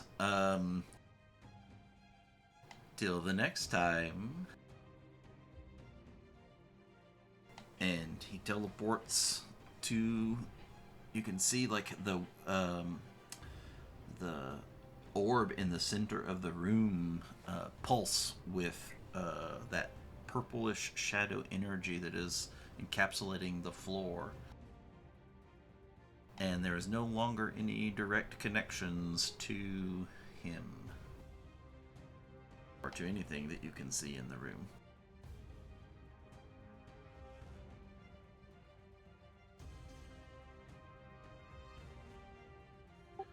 May you find the mother's embrace to be a smothering grasp that expunges the stench of the sun god off of you. Wow, we should make a song out of that.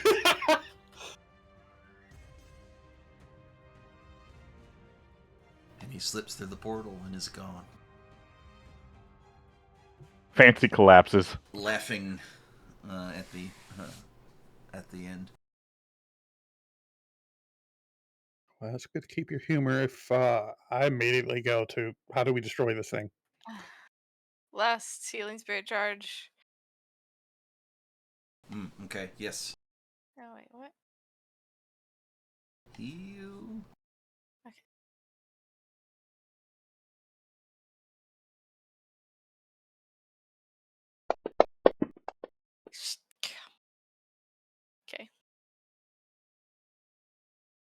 Okay. I appreciate the effort. Oof. I didn't even notice that today. That's not 30 ones. Yeah, that's that was rough. Okay. that was fantastic. Fancy-tastic. Yeah. So this, I mean, the portal thing is still here. It didn't like close when he went through it, right, or anything. It did not. No. Okay. Yeah, Fancy can I? spits up some blood, and he's like, "Should we go in after him or what?" I Maybe would not. be ill-advised. Maybe not today. I would like to just kind of tentatively poke at the circle with my toe, make sure it's not going to do anything before going up to the portal to. I'd like to investigate it and see how bad the rift is. All right. Do for you, I think it's would be an Arcana check would follow for this. Since you have some foreknowledge of that, based on what Arden told you, this is beyond the smallest size tear, which would be incidental. They happen between planes, especially when the astrolabe, when the planes intersect. Little tears happen all the time. But most people never would know, would never know they existed because they open and then they close on their own pretty quickly. You can tell that they have forcefully opened, tore this open. It has not reached the fully sustained bit.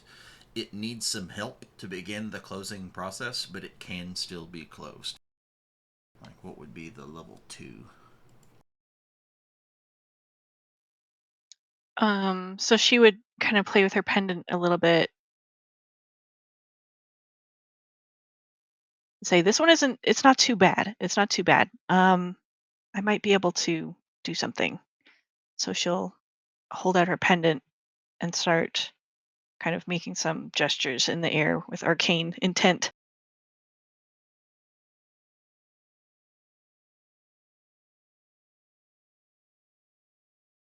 Do you invoke her? I do.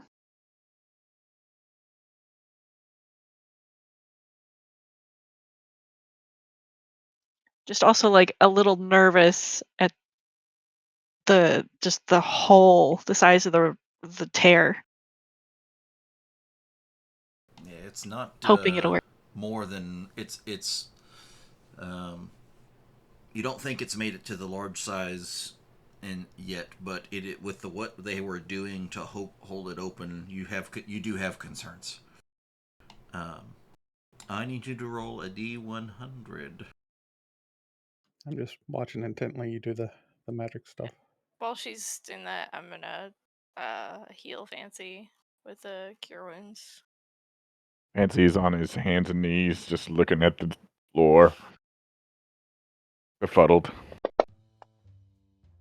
Oh, how do I do the D100 again? Is it just Uh, a right click and make 2 with the D10s? No, you can actually on the far right side, the double zeros, the one with the double zero on it. You can just pick it up and toss Okay, it. okay, got it.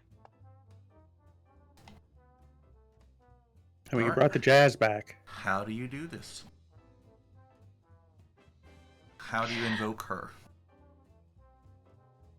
So I'm holding out my Mistran pendant, and as I said, I'm kind of like making some gestures in the air.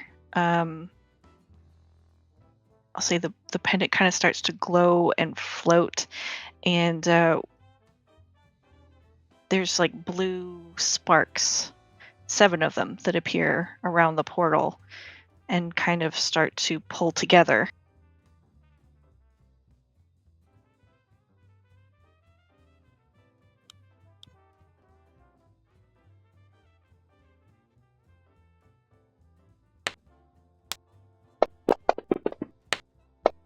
Um,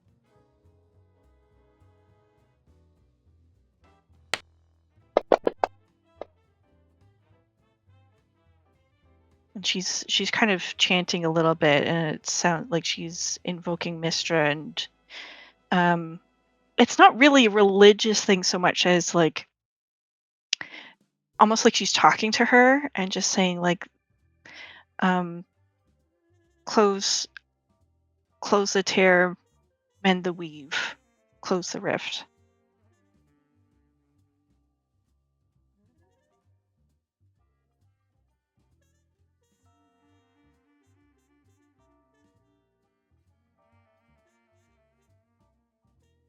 In front of you, off to the side, the blur of an illusory image begins to kind of waft in place, and you can see that purple haze, like it's drawn out of the floor as like a fog machine, and then like some kind of fan was like sucking it up into a cloud. And in that purple haze, the cloud, you can see a figure. Why, child?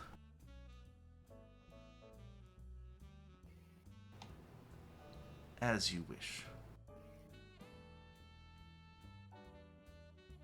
The entire room is bathed in a brilliantly white, starkly white light, blindingly so.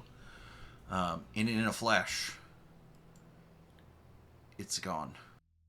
And so is the purple haze apparition.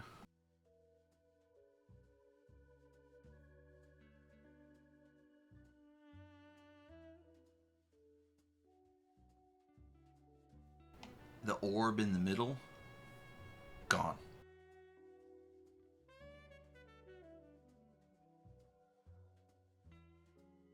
And one just kind of like lets out a breath and just very quietly says, "Thank you, my lady." The lights around the room that were around the ring, gone.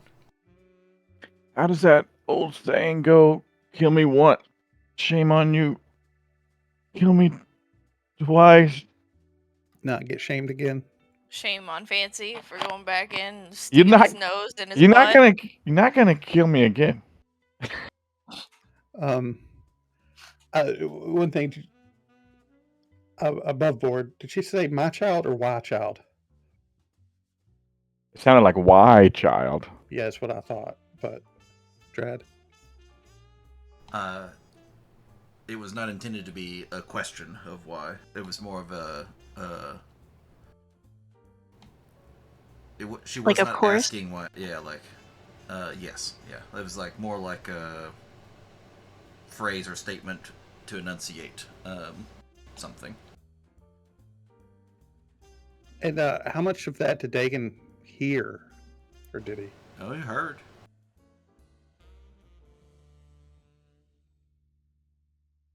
Yeah, everyone saw the effects from her pendant, and then the apparition coming into space, and then the light, and then the effects of the portal and its surrounding area gone. The floor still that strange purple. Now I'm just asking because, like, from my character's backstory, it's definitely never heard her actually, but he has thought he has sensed her, and it has always felt like a bit of harmony. Did he feel that now? Mm-hmm. somewhat in awe, perhaps, and Oh yeah, definitely. realization as to what may have just transpired was, seemingly at least, in fact her. Or some aspect of her.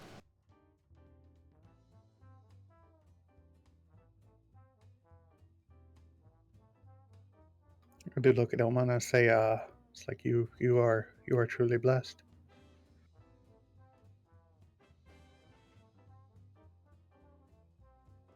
Oh, yes, I have many blessings I'm grateful for.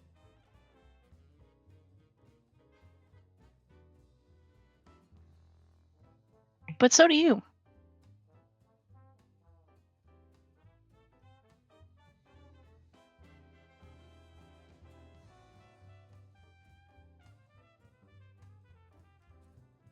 He just says, he kind of looks around at everybody, and everybody's in one piece, mostly. Not fancy as much. You're missing a pinky or something. I mean, Thaddeus is hurting. Don't worry. Weldon's doing great. 2 But, fights, 8 damage. Weldon feels fine. Oh wait, no, he had a lot of hit points. Right, I lied. But still feeling the glow of the closest he's ever actually been to his deity. He kind of smiles.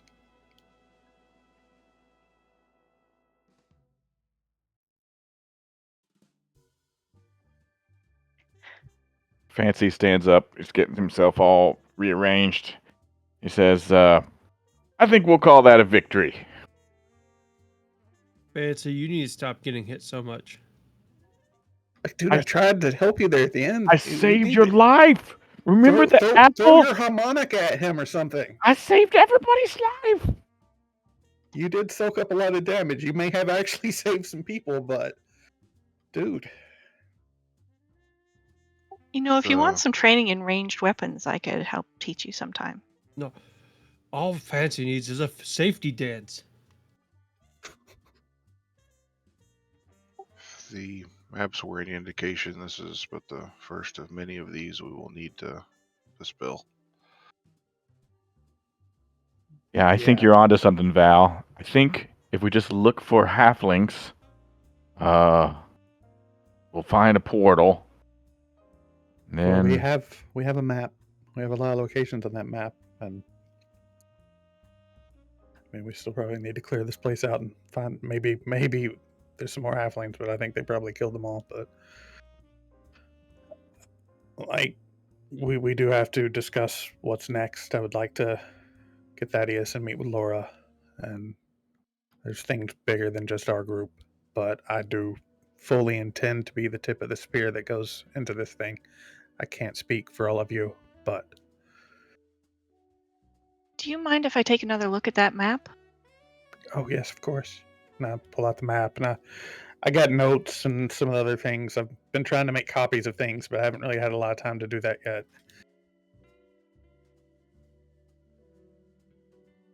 And let me see if I got a picture. I know I snapped some pictures of this, but that's where the hell I saved those 2 weeks ago. Fancy comes over to try to get a good look at the map. You think there are portals on all these spots on the map? Either portals or more halflings. Hold on. Yeah, there you go. We posted it in Discord. And we're no, we're not at the biggest one, are we? Were we on the one in the west, or are we on the biggest one under the? You were on the biggest one. Okay. Well, at least in this continent. At least, yeah. You don't know if it was the biggest for any particular, like if it was the closest to fruition, or like or it was the most promising, or it was just the one that they were at, so they were. You don't know why it's bigger than the others. But this is the one that was the bigger one. So marked. I was thinking if we could rally some forces, combine efforts, we maybe try to hit them all at once. It'd be less likely to, because they're gonna know we're coming now. But What kind of detail, Dread? Do I know exactly where my aunt and uncle are? They're also in the Badlands, but you don't know which one. Not really. Okay. No, you don't know which of these dots. Like from what you were kind of told, it's probably one of the two in the southeast. But they are handling some kind of dire emergency that with one of them. That's why they couldn't come help here. That's why Right. they sent you.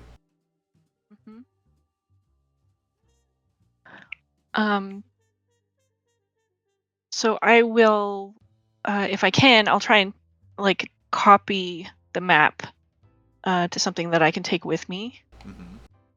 There's some scrap paper around, or in my book, or something like that. Or even in the strewn about in the room next. There was another map. In fact, there was another copy of the map. It just didn't have any markings on it. Oh yeah, then I'll grab that and I'll copy the markings on the other map because it'll be more accurate than something I would draw, I'm sure. Yeah. and they just Of spot up. note, the on the world map here, the rectangle is the perspective of the actual map. So like what is shown is like zoomed in and rotated of that. Of what the big rectangle around the map is, what the map is actually of, and those are the markings.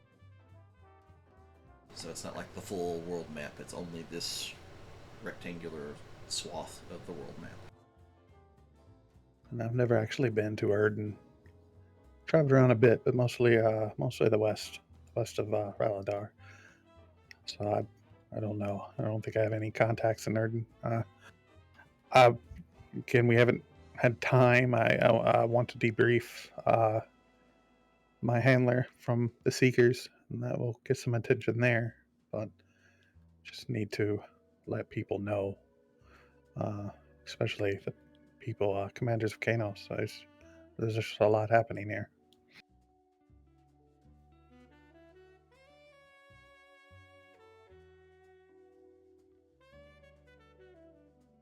You certainly should let your larger organization know before we endeavor to fix anything else on our own, I would say.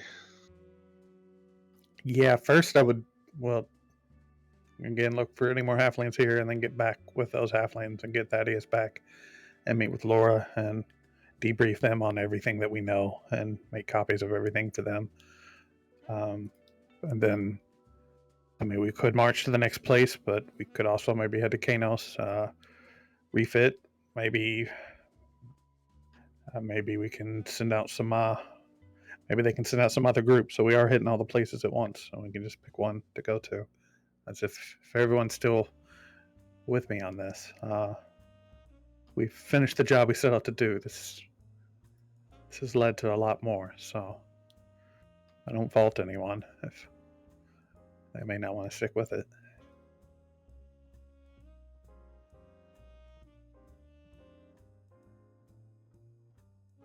I can Job get- is not complete until we reported it complete. I can bring this map back to Kanos quickly, if you have things you need to finish up here.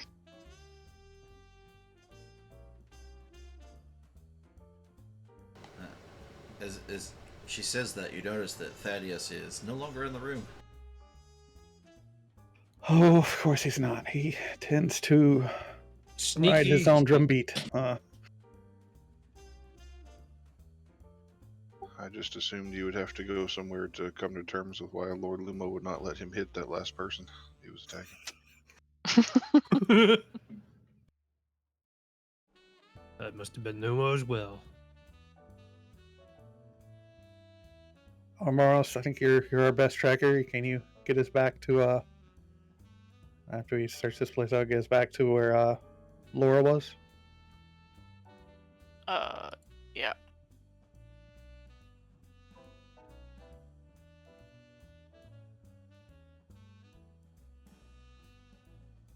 Oh, there he is. She searched the whole place. I regret to inform you that there are no other signs of life remaining. Sorry to hear that.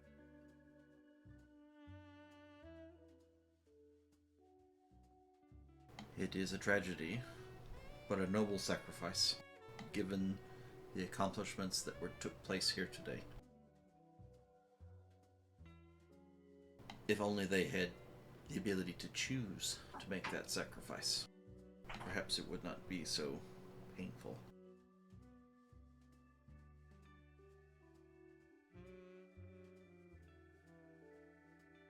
But as Lord Lumo wills, so it shall be.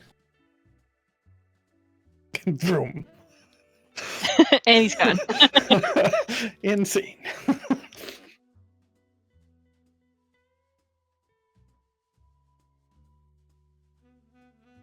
He is a fast bugger.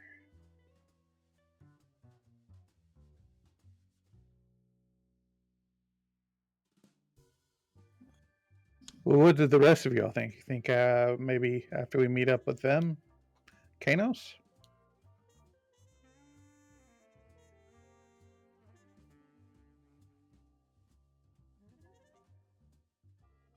Pretty close. And by Kanos, I mean the capital city. We're fairly close to it.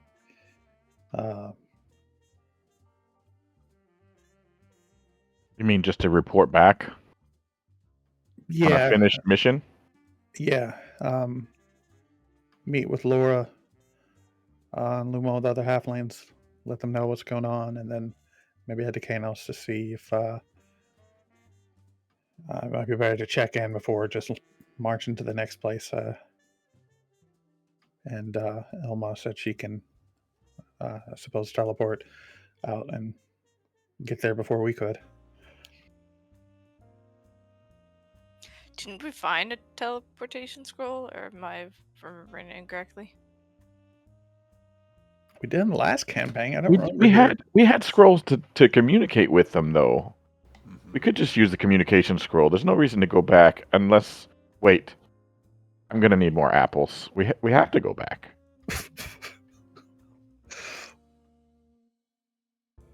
Man, I'm pretty sure the last royal banquet I put out probably had apples. Man, if only you can grab some. Yeah. You probably ate definitely- them all already. Definitely, I even ate one while we were sneaking around when I got hungry during the sneak. You Are know, the could have apples saved like some a inventory space. Marching straight west too, as the one southwest. I mean, both are long marches. I mean, it's the whole length of Mioria. There may be a better travel path that we can get in Kanos. Maybe I don't know if there's a way through the mountains of Mioria like there's a path in Kanos, but that just may be a better way to get there than just marching through the Badlands without the guides that we had before. Plus, there's a good chance that they're gonna pay us. Right? We're doing this for pay, right, Dagan? We took a job. We've done the job. Okay, So that's what I thought. it's just a little bigger than just us marching somewhere. So that's what I think. I want your all's feedback. No, I definitely think we should go back and get more apples. That was a good idea. Apples.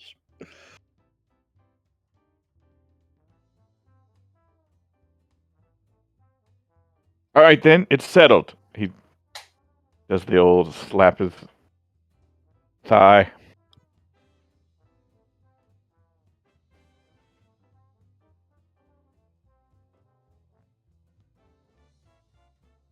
Do you need me to stick along with you to get back out, or should I head off?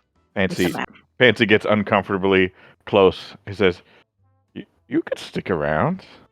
I mean, Should if you probably take the map and the notes I have from my intel so far back to Kanos and report in, and we will be that way as soon as we can after we meet up with Laura.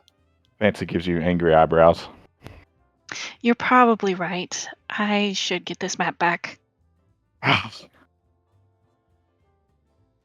I'll see you in Kanos, Francis. And she gives him a wink and then twists the ring on her finger and bamps out. What in the? Okay, Dagan, we need to work on our system a little bit here. If you want me to help you, That is some impressive jewelry. It is. You know, it'd be more impressive if he brought more apples instead of carrots. We still have apples. Wabbit season. All right. Well, Ilma's returned to Kanos through magical teleportation. We have closed the portal. Thaddeus has run off, and he is gone in a Do hurry, whatever. it seems. Maybe we'll see him with Laura. I don't know. Huh? You do know that there is no chance to catch him. I remember you had to chasing the old lady. Laura was rough. Yeah, there's no catching up to him. So if he happens to be lounging about where you end up, then you might see him again, or who knows. But for now he is out. And it returns back to the original party. So the very first steps of where we're heading is to go back to the cave where we left Laura and the halflings, or some of the halflings at least. Yep, to complete our assigned mission as adventurers. And then from there, make the trek back to Kanos, or Yeah, assuming something doesn't come up with them there. But I would like to. I mean, they need to know everything that's going on in the places, and Well, how do I find the original?